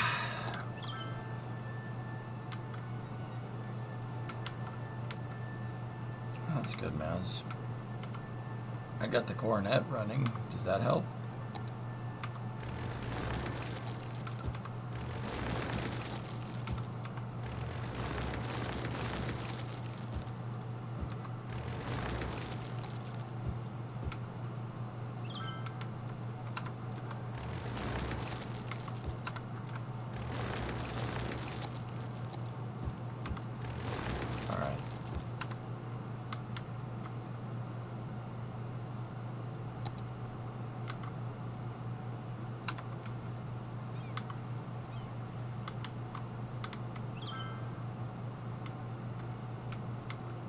Who knew? this road was, screwing us all up. Coronet next on the Garage Project stream list. Yeah, I think so. It needs brakes. I got it up and running, Maz. It hadn't been running basically since we moved here, so it hasn't ran in about a year. Ethanol ruined the needle and seat, like ruined it. The needle and seat, the rubber inside of there was solid. It gummed it all up, ruined the whole thing. We rebuilt it over the weekend. Me and my uncle. My uncle came out because I had a party at my house over the weekend, and we rebuilt the carb, right? And yeah, it was all gummed up. There was all kinds of crap in the bowls, dude. Like it was bad. It was not good. But now it runs. But now that I drove it around, oh boy, it's got no brakes. I'm gonna guess it's just fittings that I didn't tighten down all the way, because the brakes still work. There's just, yeah, there's a lot of travel on the pedal. You basically have to put the pedal to the floor to get the brakes to engage. So, yeah, maybe, I mean, we got to work on the truck tonight. I'm probably gonna work on the truck in a little bit, dudes. Finishing up the interior stuff, like putting in the headliner and whatnot. If you guys want to do that in a little bit. I want to get some good game time in, so the people that come here for cities and games can still get some game time in. But yeah, I want to do that. EJ, I missed it. Did the U-joint get finished okay? Yep, U-joint's in. U-joint works. I did the U-joint in the pinion seal the other day on stream, and I hit myself off the head with a drive shaft while I was putting that all back together. So, I got that going for me, which is nice. Now we have goods problems up there again. I really put my head into it. I was really using my head. You know what? I'm going to get rid of this. I don't like having that there. I'll make them do the U-turn out of here and go.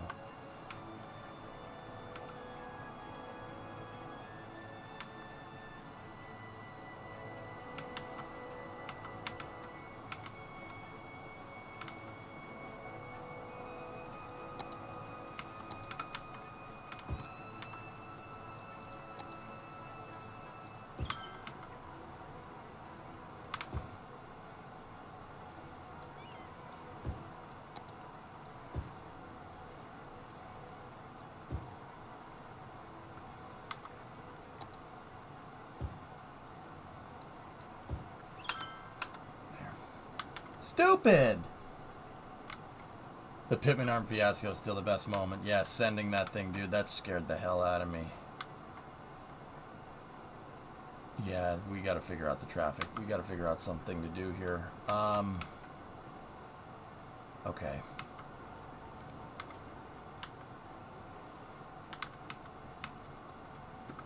Alright, here's what we'll do.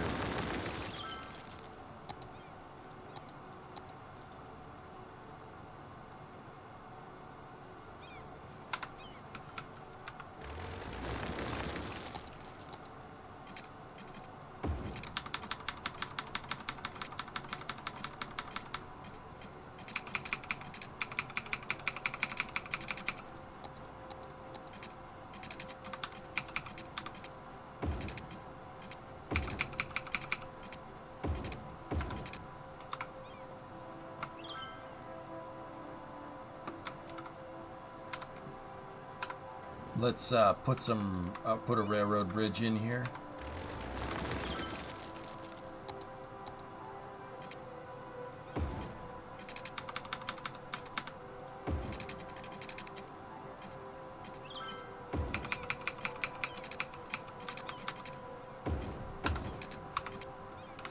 And then we just gotta go here to here to here to here to there, height snap that. And then make it look like a freaking bridge. Right there. Right there. And the idea is that I'm going to make another road here.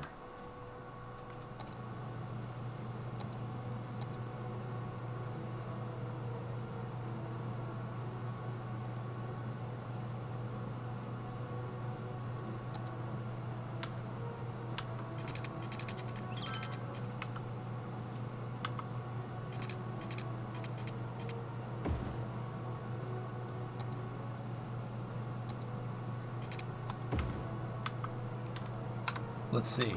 Who pathed to it? Anybody? Oh, wow. Okay. Okay. I would say that everyone pathed to that.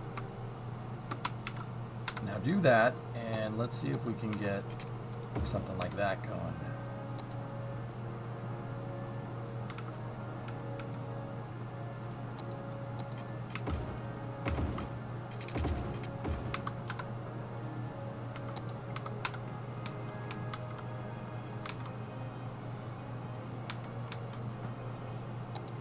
We might be able to upgrade this road here, you know, at least to get across the bridge like that. There we go. There we go.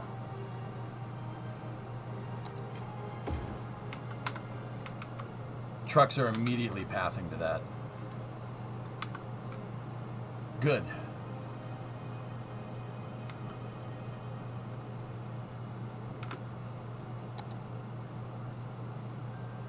I'm wondering if we have the space to upgrade this road here.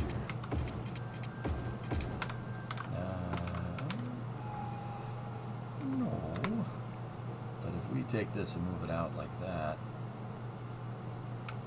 and then we just keep snapping the pieces in place,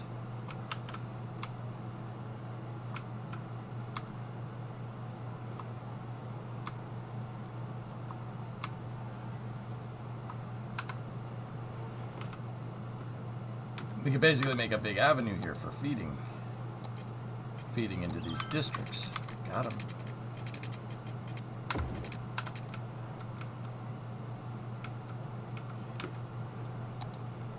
So go over here like this.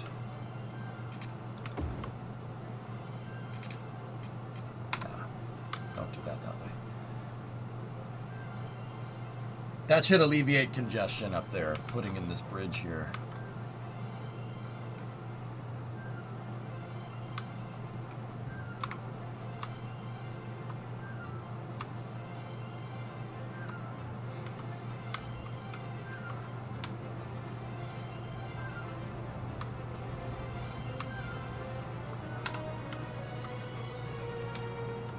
Perfect. Perfect. Now get rid of this road.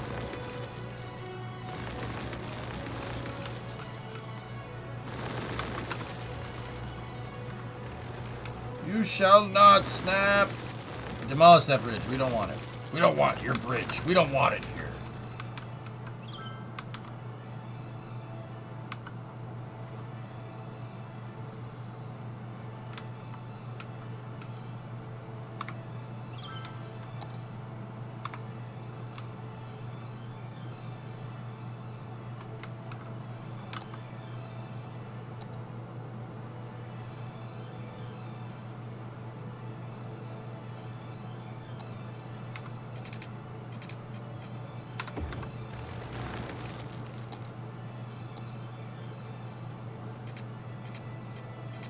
Alright, turn on road guidelines here.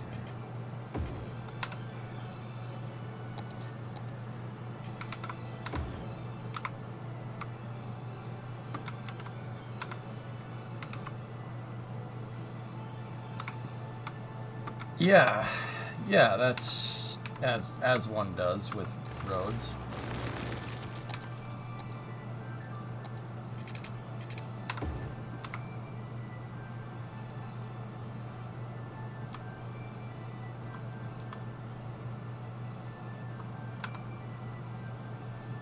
There.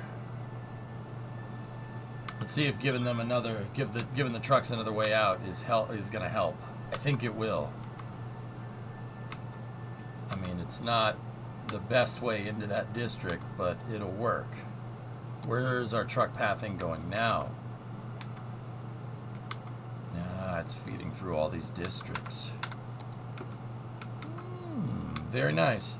Doesn't the Coronet need a full trunk pan?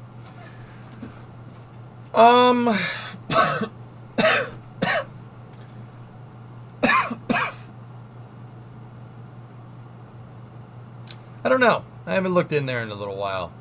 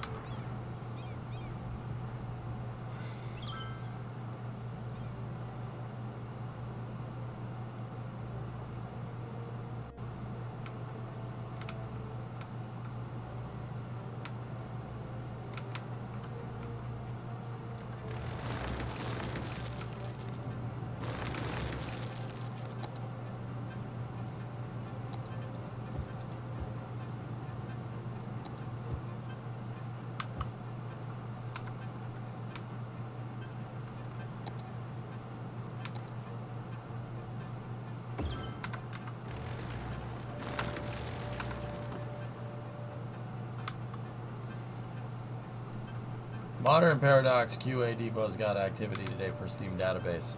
Cool. I seem to have solved the feeder problem for the depots. It's just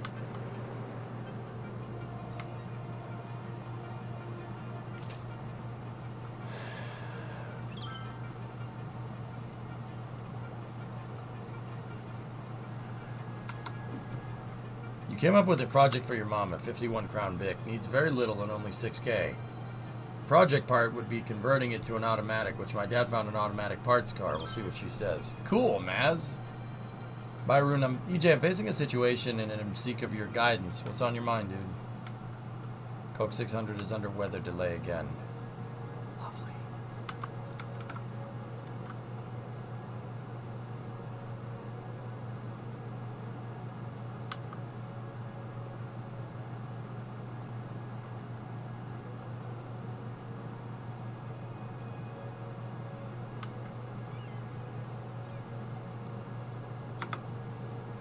Okay, Byron.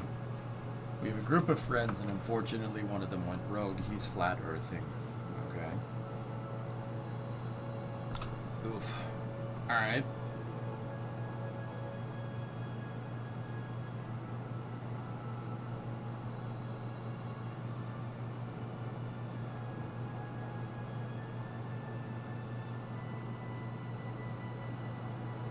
Okay, so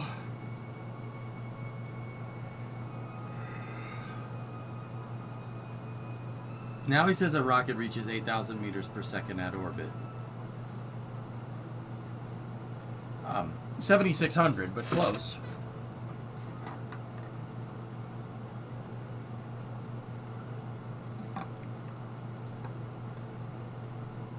He says that's impossible compared to what we see visually.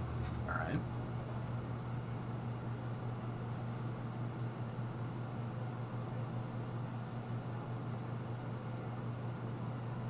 What do I tell him? Where'd he get this information from?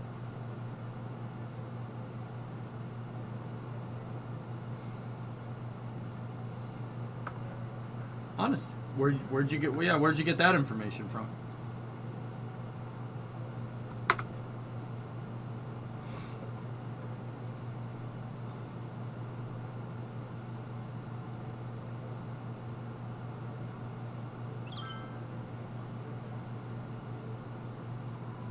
Prove it.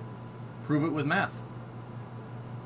Byron, that's where I'm going with this. Prove it with math. Prove it. And if the guy starts getting upset, well, guess what, dude? Engineering without analysis and science without analysis is just opinions. And everyone has an opinion on something, especially nowadays. But here's the thing. Don't get angry. Don't get upset. Don't act like a child. Seriously, just sit there and, all right, prove it to me. Give me some math. Give me some solid numbers. Give me something that makes sense. He won't be able to do it because his entire thing, it seems like his entire hypothesis there is based off of what he sees. And, well, okay, that's great. Can you see a bullet? No. Can our eye see a bullet coming out of a gun? No. Does that mean it's not going to hurt you because you can't see it? No. Could I tell you the real numbers? I mean, what do you mean by the real numbers? You can see how fast a satellite is traversing across the sky and figure out its orbit. It's really easy to do. Heck, you could do that in Kerbal. Here. All right. Hang on a second.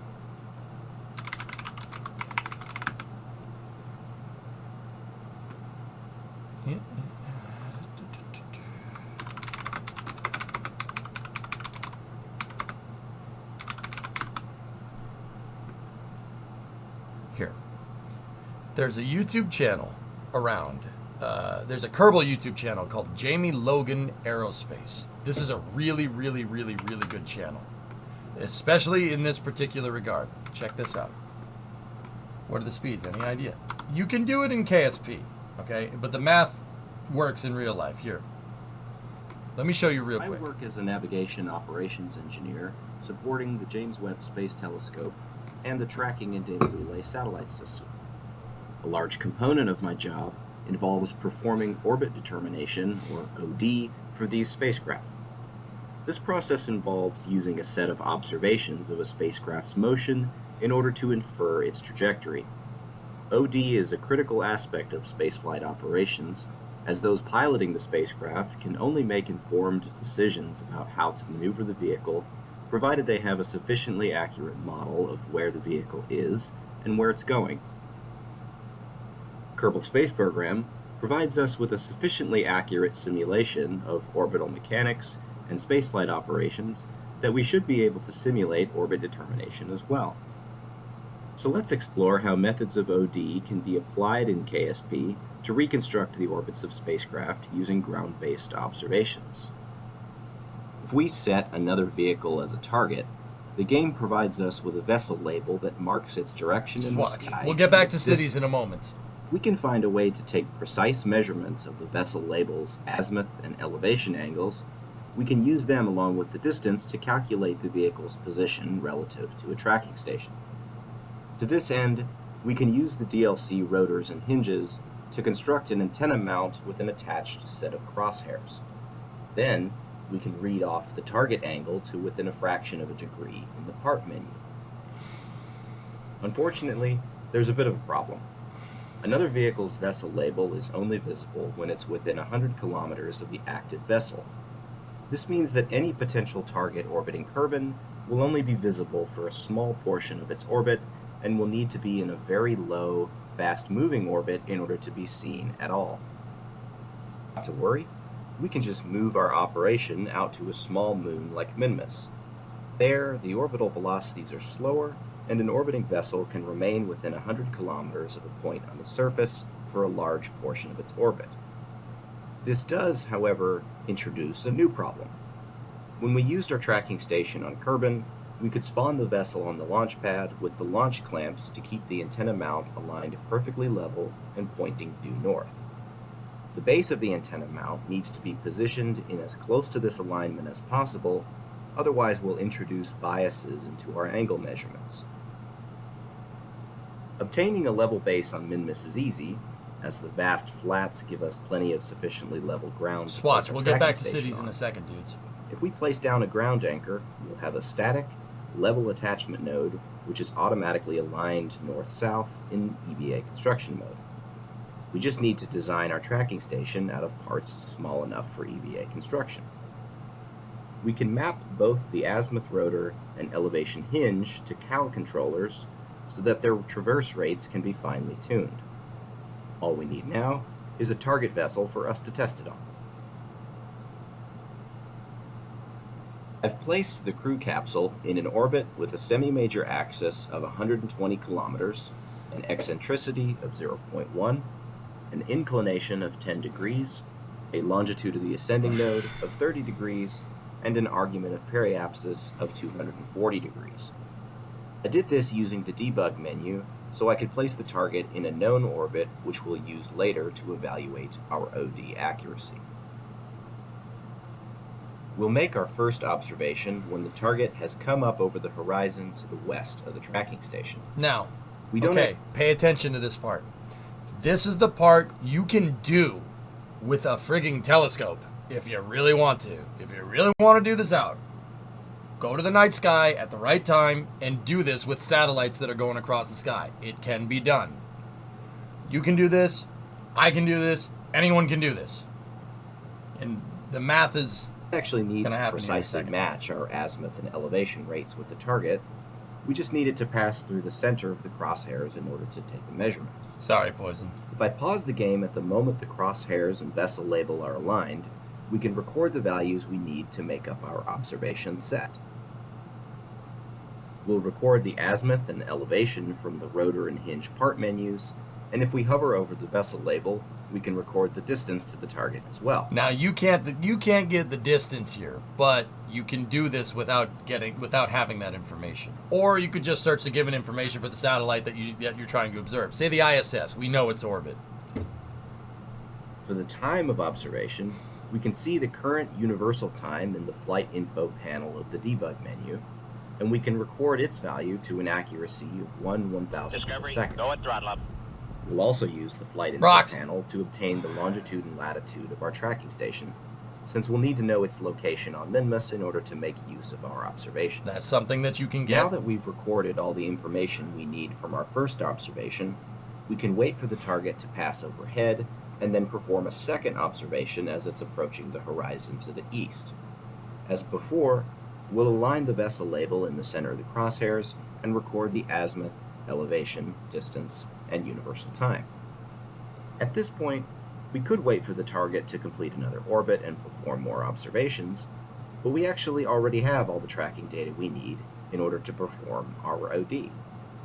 This is because of how orbital motion is modeled in Kerbal Space Program. And in real life. All orbital trajectories in the game are modeled as two-body Keplerian orbits. Well, real This life's a means little that bit the more only force complicated than being this, but you considered can still when do it. modeling an object's orbit is the point mass gravitational attraction between the orbiting object and the central body.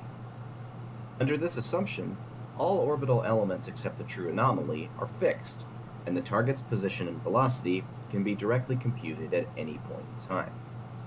The reverse is also true, in that a target's position and velocity at a known time can be used to compute the orbital elements. In our case, we don't have the target's position and velocity at a known time, but rather its position at two different times. This is known classically as Lambert's problem, and I'll present one way of solving it here. If we require that the orbit passes through 2 points in space, we can directly compute a family of trajectories which satisfies that condition.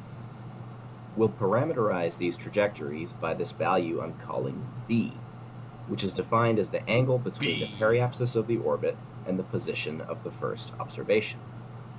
We can't compute the actual value of b directly, but we can compute what the time difference between the two observation points would be given an initial guess for b. Thus, the known time difference between the two observation points is what we'll use to narrow down that family of trajectories to just one. We just need to input our tracking station's location along with the two sets of observations into the OD algorithm, and we have our solution. The first column lists the orbital elements that we set for the target's trajectory, and the second column shows our OD solution. See? As you can see, all parameters have been estimated to within 0.5% of their actual values. So that's it. We've successfully determined the orbit of a spacecraft in Kerbal Space Program using nothing but stock parts, some math, and a little bit of help from the vessel label. See? You don't even need to know the distance, but the distance sure does help. From there, it's just solving, well, basically a trigonometric problem it's more calculus than anything, but this is all proven with math, and the math checks out. It checks out so much that you can go and do this yourself. Now, Byron, here's the thing. I'll link up Jamie's video in chat, but you know, you've talked to one, you talk to them all. You're going to show this thing to your friend, and he's not going to understand it, and because your friend doesn't understand it because he's not a math whiz, right? He's going to say, oh, this is junk. Well, the reality of the situation is that if you're not smart enough to understand that basic math, you're not smart enough to understand spacecraft motion. That's the truth. Hey, Byron, thank you for the sub. I mean, like, look, at the end of the day, dude, I'm not trying to be a dick. Like, and don't get me wrong, your buddy's probably going to he'll probably take this way because, you know,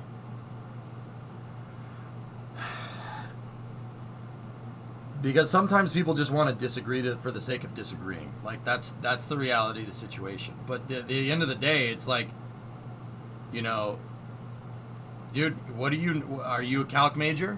Are you a mathematician? What do you know about spacecraft and how they fly? You know, like, the answer is your buddy's probably not an aerospace engineer, right? Because if he was, he would know that the math checks out, right? He's in the rabbit hole of questioning things, which is great, but this is a hole too far.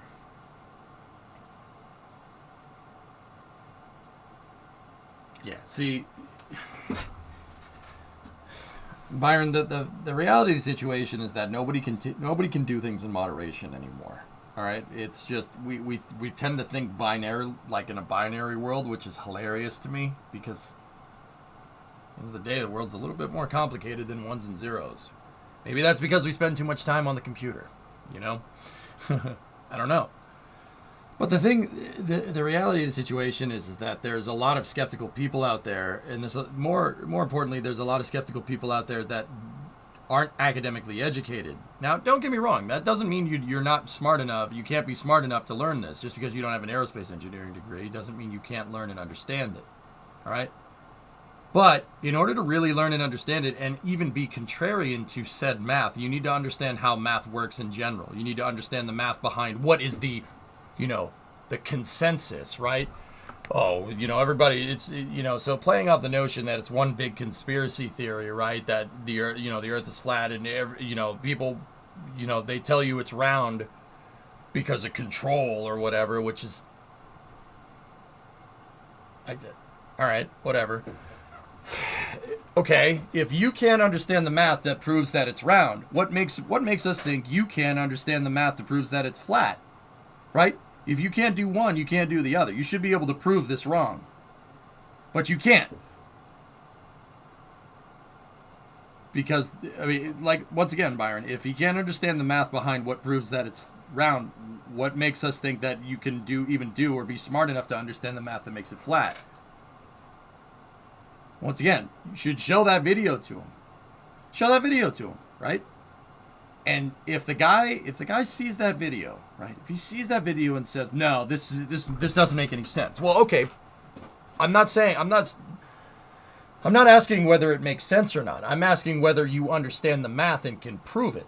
Because if you can prove that you understand that and then go and do it with an actual satellite flying over, then I'll be willing to listen. Because being scientific is not about proving your idea. It's about disproving your idea.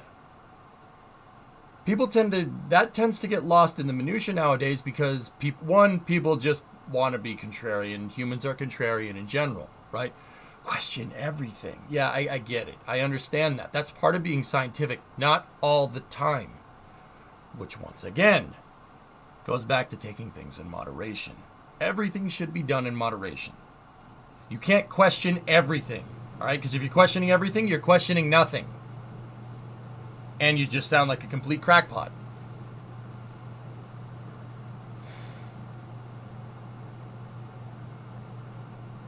Well, that's a video game.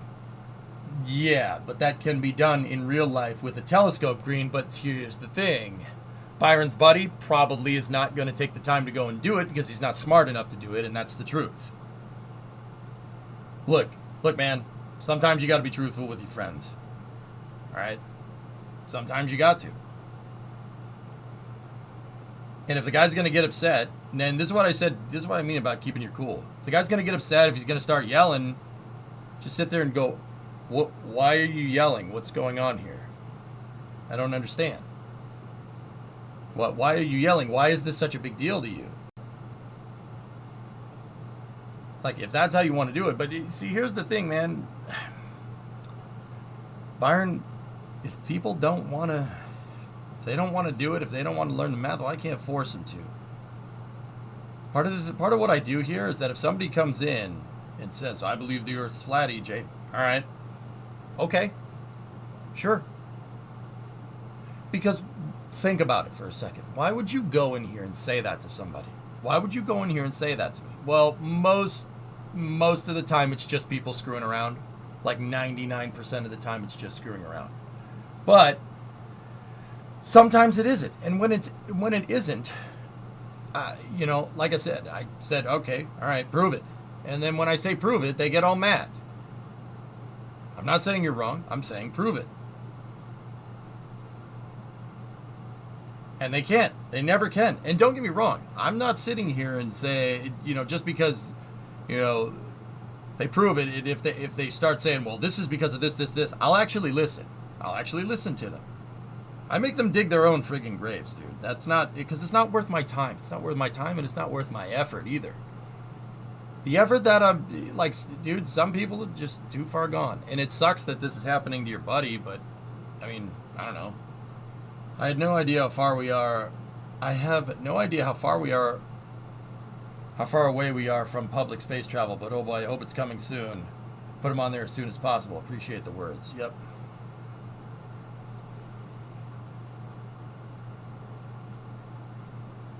Yeah, Oates, that's the other thing, dude. This incessant need to steer people back into groupthink is something, like, that's what I mean about taking things in moderation, too. Look, if your buddy wants to become an aerospace engineer, Byron, he should probably be able to prove what I said with math and then prove your own freaking theory, right? But also at the same time, if that's just what the guy thinks, if he's not putting it in your face, or that's what the guy does on the down low, whatever. I mean, you can't be friends? No. I had this issue trying to explain to my friend why NASA isn't a waste of money. Eventually won him over when he realized some of the things he uses every day come from research. Sorry if you already saw that. Yeah, no problem. So what? Wild, dude, I have flat earthers that watch this stream. I'm dead serious. They think I'm entertaining.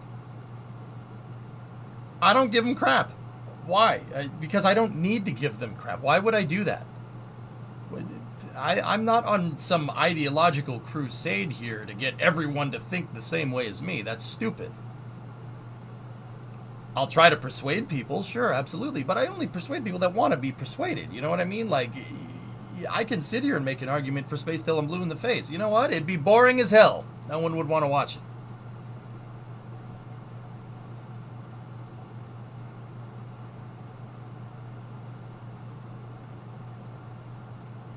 Yeah, Rezel, I mean, it's a contextual thing for sure. Hey, Valix. Buonasera. Buongiorno. Come stai? Guys, it's just not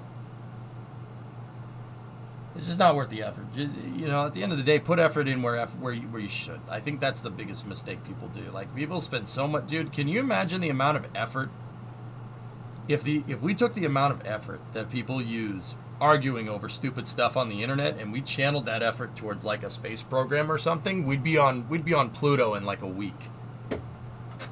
You know? At the end of the day, your effort and where you put your energy is something that you have control over. Whether you think it or not, it's something that you have control over. Put your energy in where it counts. You know? So my ISS replica is making partial progress, having issues with the A-pass as they are not connecting. Yeah, docking ports are a little strange right now, Toa.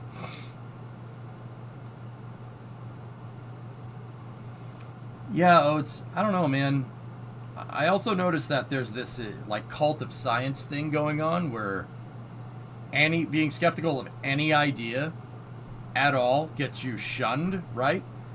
And I'm not a fan of that either. You know what I mean? So like, okay, I see this all the time with aerospace, all right? So say somebody's trying to bring a new idea to the table. For instance, spin launch. I don't know how many people here, you know, or how many people I see. Anytime I mention spin launch, I get somebody saying, "No, that's stupid." They say, "No, that's stupid," without knowing dick about spin launch. Funny how that works. See what I mean? You got to be careful of that at the same time. That's not useful. That's not useful. That's not a useful bit of energy. Like you know how many people I've told about spin launch and they're like, "Oh, okay, I see what they're doing. Yeah, that makes sense." You know, it's just something to consider.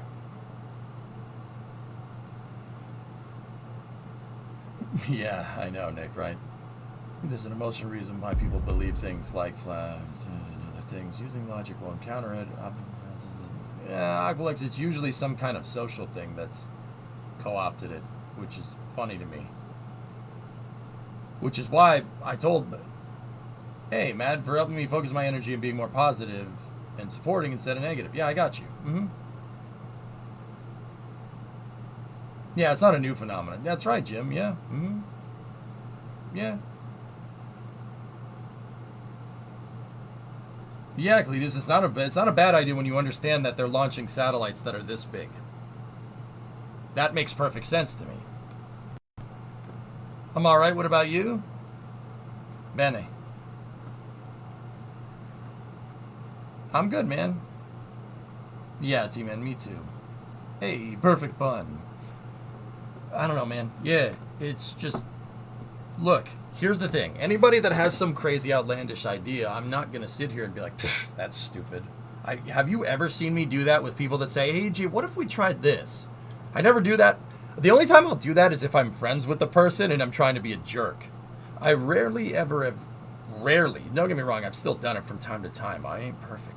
But I rarely have ever said, no, that's a stupid idea. What I try to do is, if someone, like, I'll try to get people to think, like, hey, look, okay, why would you do this when you could do this? I just kind of spar back and forth, right? That's how I do it, because I'm trying to get the gears turning in your head. This is what I try to do. And if somebody's super consistent about this, I'll go right for the proverbial jugular, so to speak. I'll say, all right, fine. Okay, cool. You want to do it this way. What understanding do you have of practical engineering, how we understand it right now? Can you prove that? Because if you don't understand the subject matter, the original subject matter, how can you be contrarian about something that you know nothing about? And oftentimes people either A, say, that's when people will go to the point where they just say, you're an idiot, screw you, or I don't need to understand it, it's wrong, or something like that. And I just, all right, enjoy your ideas.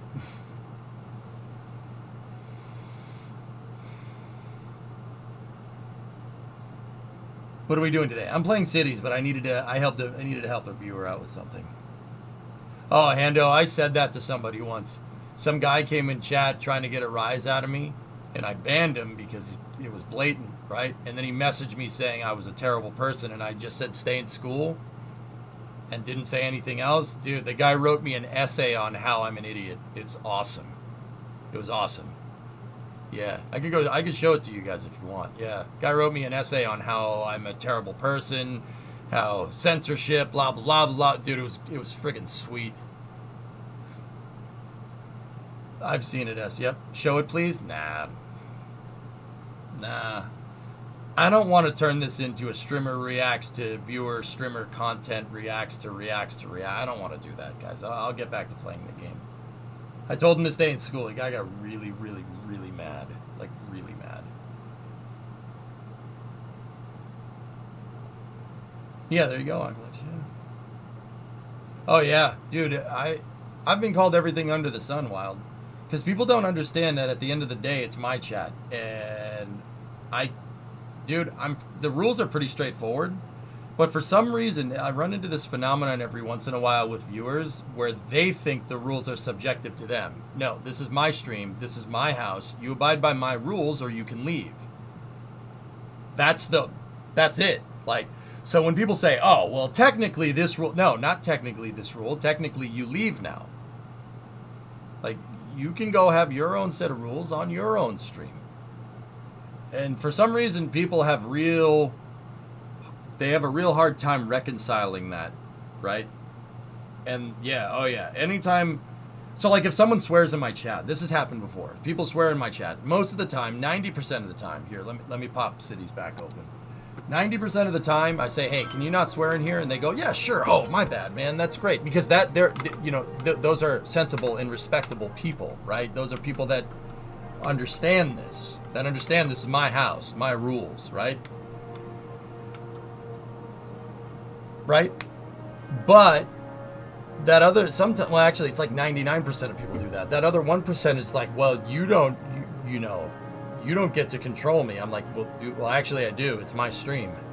If you don't like it, go watch another stream. And that's when people get really mad. Like, they don't like being told what to do. And I understand that, which is why, once again, I mean, like, I have pretty lax rules for a Twitch stream, like, but yeah, and that's what, oh, dude, I get essays about stuff. It's pretty gnarly.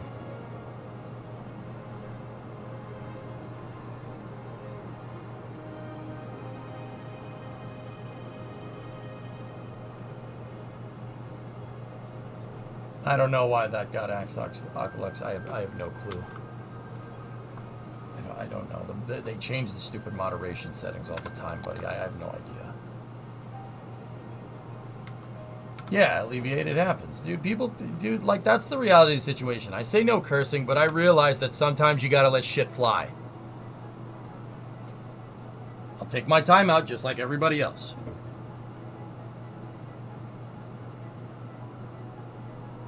The no swearing rule really is more about not using swears. I'm trying to get you guys to not use swears in your current verbiage because honestly, if you go into a scientific venue or scientific community and you say F this, F that, screw this, you're a piece of trash, blah blah blah blah. If you go, no one will listen to you. No one, dude. It's so ridiculously distracting. It is. It's to the point where you will not be able to listen to somebody if they're going off like Ozzy. You know what I mean? Now, when Ozzy does it, it's fine because it's Ozzy. You know what I mean? Like, it's freaking. That's hilarious because it's Ozzy. You know what I mean? But I don't know what's going on here. Yeah, you don't do that. Like, that's just that's not gonna hurt anybody but you. Which is why I don't do it. This is my job, and I like to conduct myself professionally, and I would imagine that people would give me the same courtesy, but sometimes they don't. Most of you guys do, though. 99% of people do.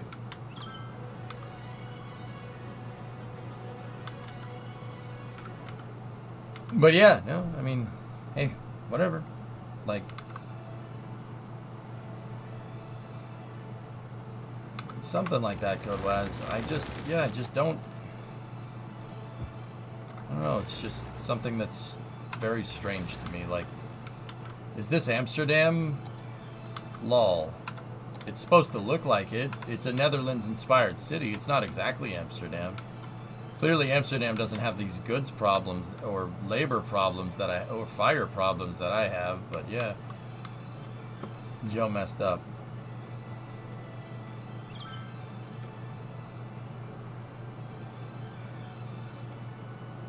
Oops. Lathe spaghetti! Nice.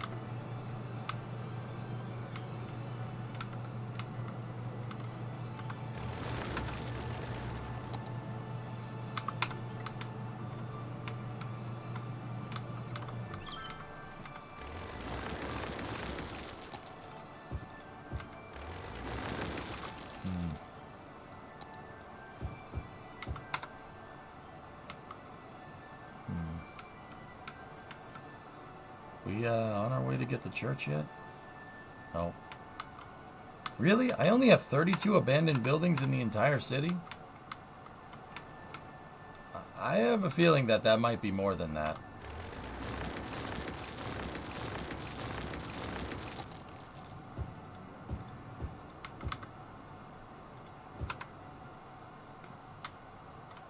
Blue is up to something.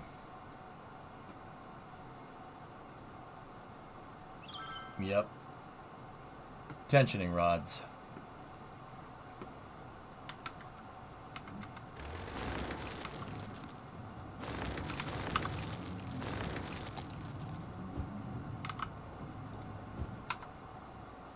Yeah, I have some bad labor problems.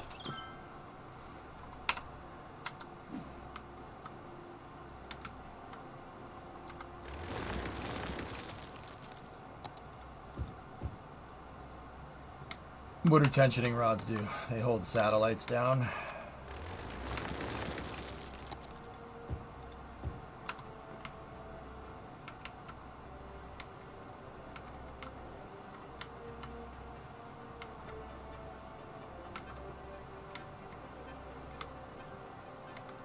No, Alex. Fafangulo. Oops.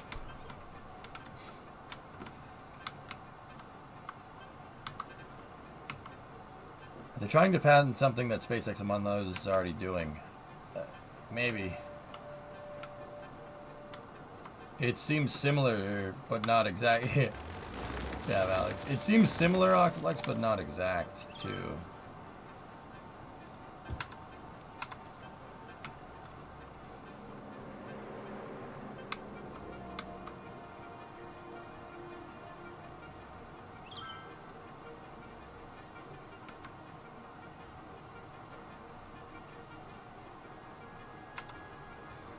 What are your hopes for Skylines 2?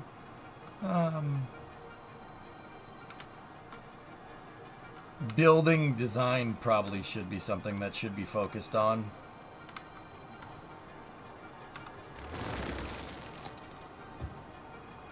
Oops.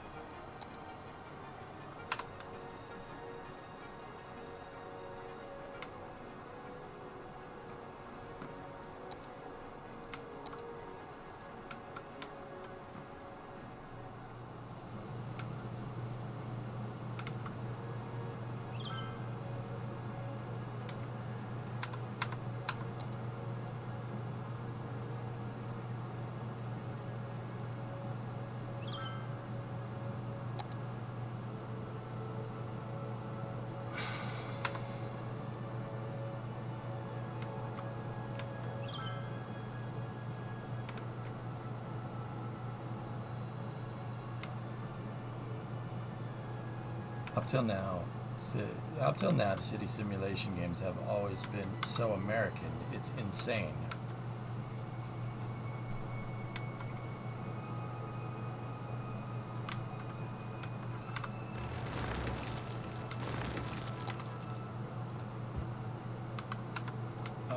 What do you mean, Will?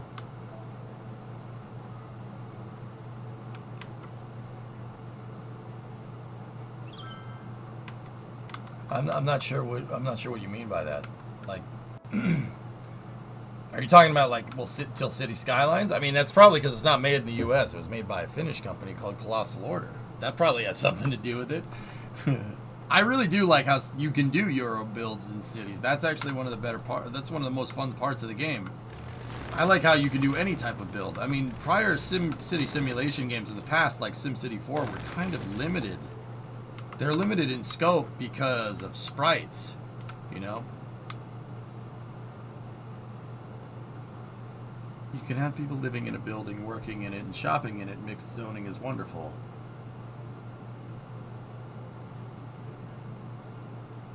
Okay.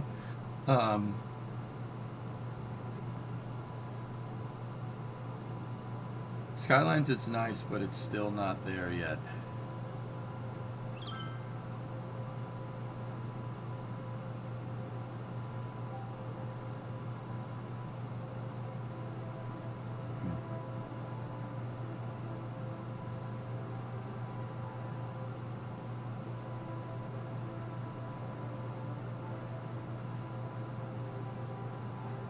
So, Wild Yellow, what's your problem?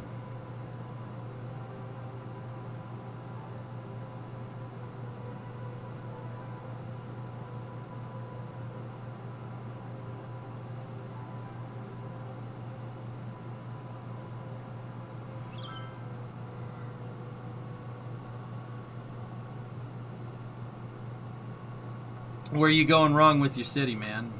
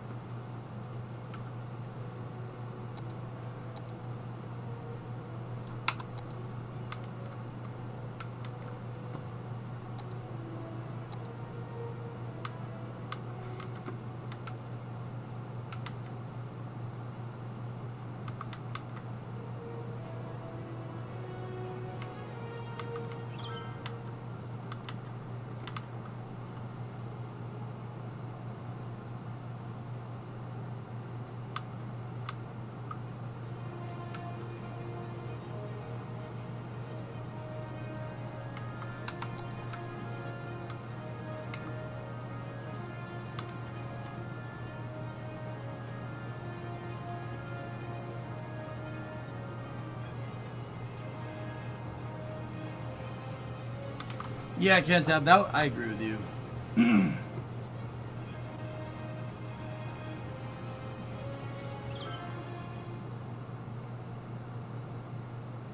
What would you say the best and simplest entry for a city in the game?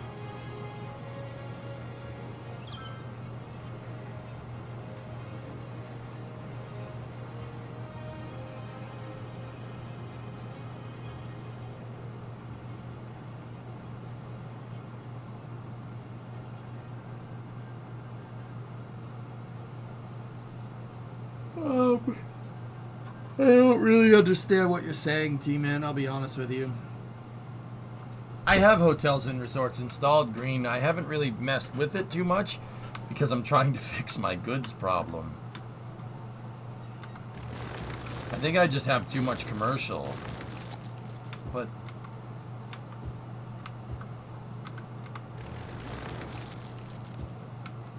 I think I'm just oversaturated, and my trucks and my goods system can't handle this much commercial, I think.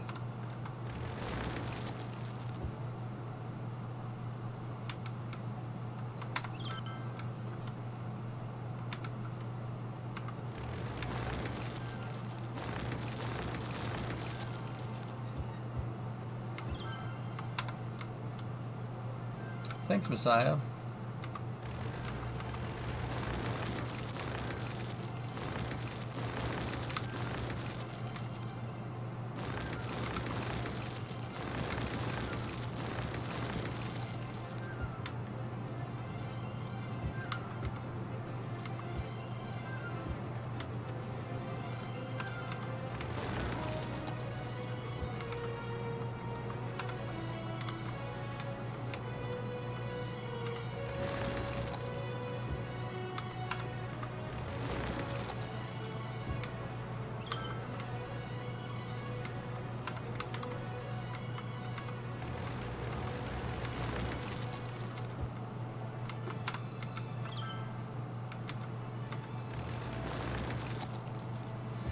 I mean, guys, with City Skylines, you guys got to remember, City Skylines are just not... Oh, you guys got to remember. Just take this into account.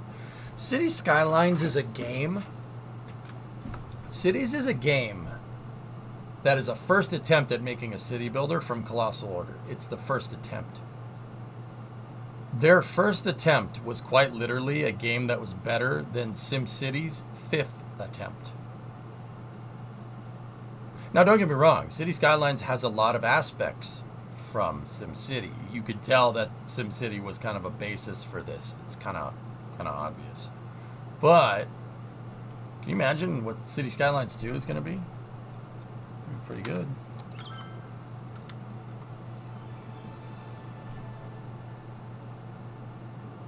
Maxis could have made a game better than this.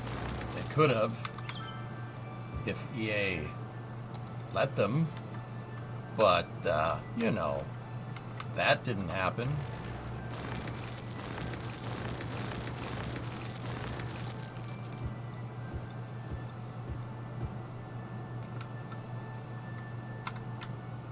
Yeah, I think I'm just oversaturated on commercial.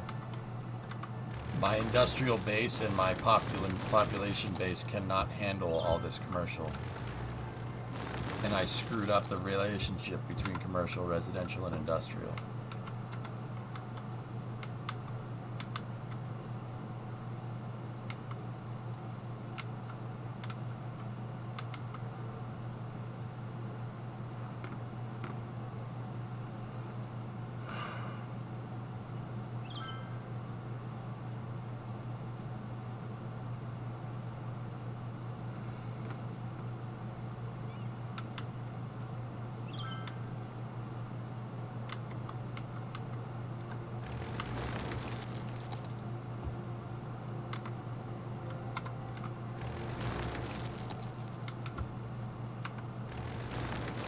This is basically a textbook example of me growing the city too fast.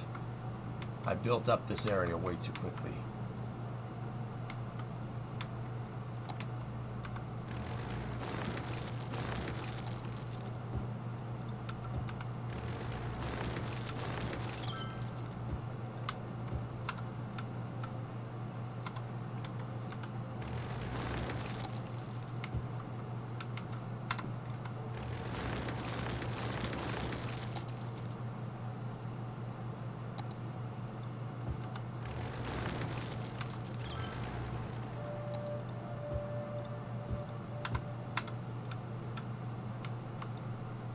Gotta kind of stabilize this out first.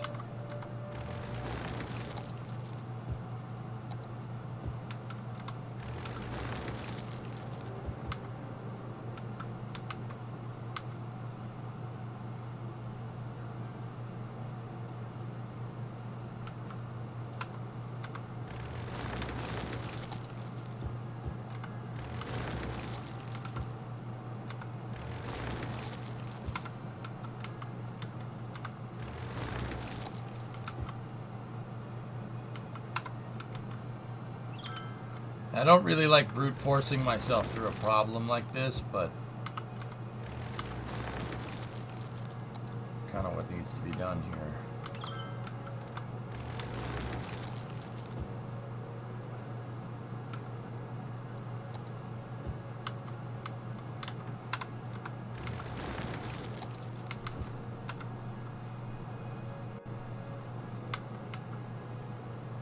Yeah, they built they demolished the noise break. They're gonna extend the interior buildings for Starbase, which is crazy, dude.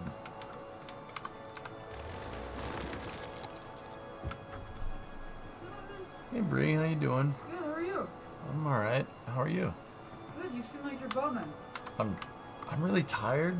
Huh. It's probably because somebody woke me up so early. Oh my god, I'm the worst. I warned you you were getting up early, and then I woke you up early. Sorry. Who would do such a thing? I just needed more sleep. Yeah. So I was just coming to say hi, see what your plan was. Could work on the truck in a couple hours. I Alright. wanted to get some solid gameplay in for a little while. Alright, that works. Yeah. Did you invite somebody over this weekend? I said we'll talk about it. That's what I said. Okay. I did it to potentially be able to increase transportation reliability in said logistical ventures. Does that make sense? It does, but we can talk later. Okay. Would you guys mind giving me 5? Give me 1 second. I'll be right back.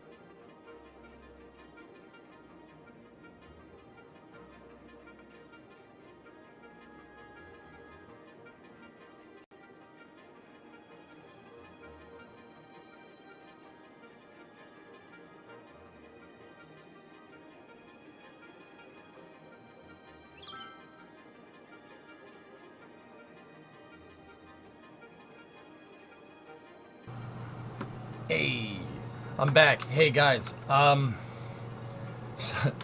gotta stop streaming. There's some unforeseen wedding stuff that we gotta figure out. That's what we've been talking about. That 5-minute conversation is something that Bree and I gotta figure out. It's wedding stuff, dudes. And some other things we gotta figure out. So, like I said, this is gonna happen more and more until we get up to the wedding. But, yeah, this is stuff that I can't really afford to not do either. So,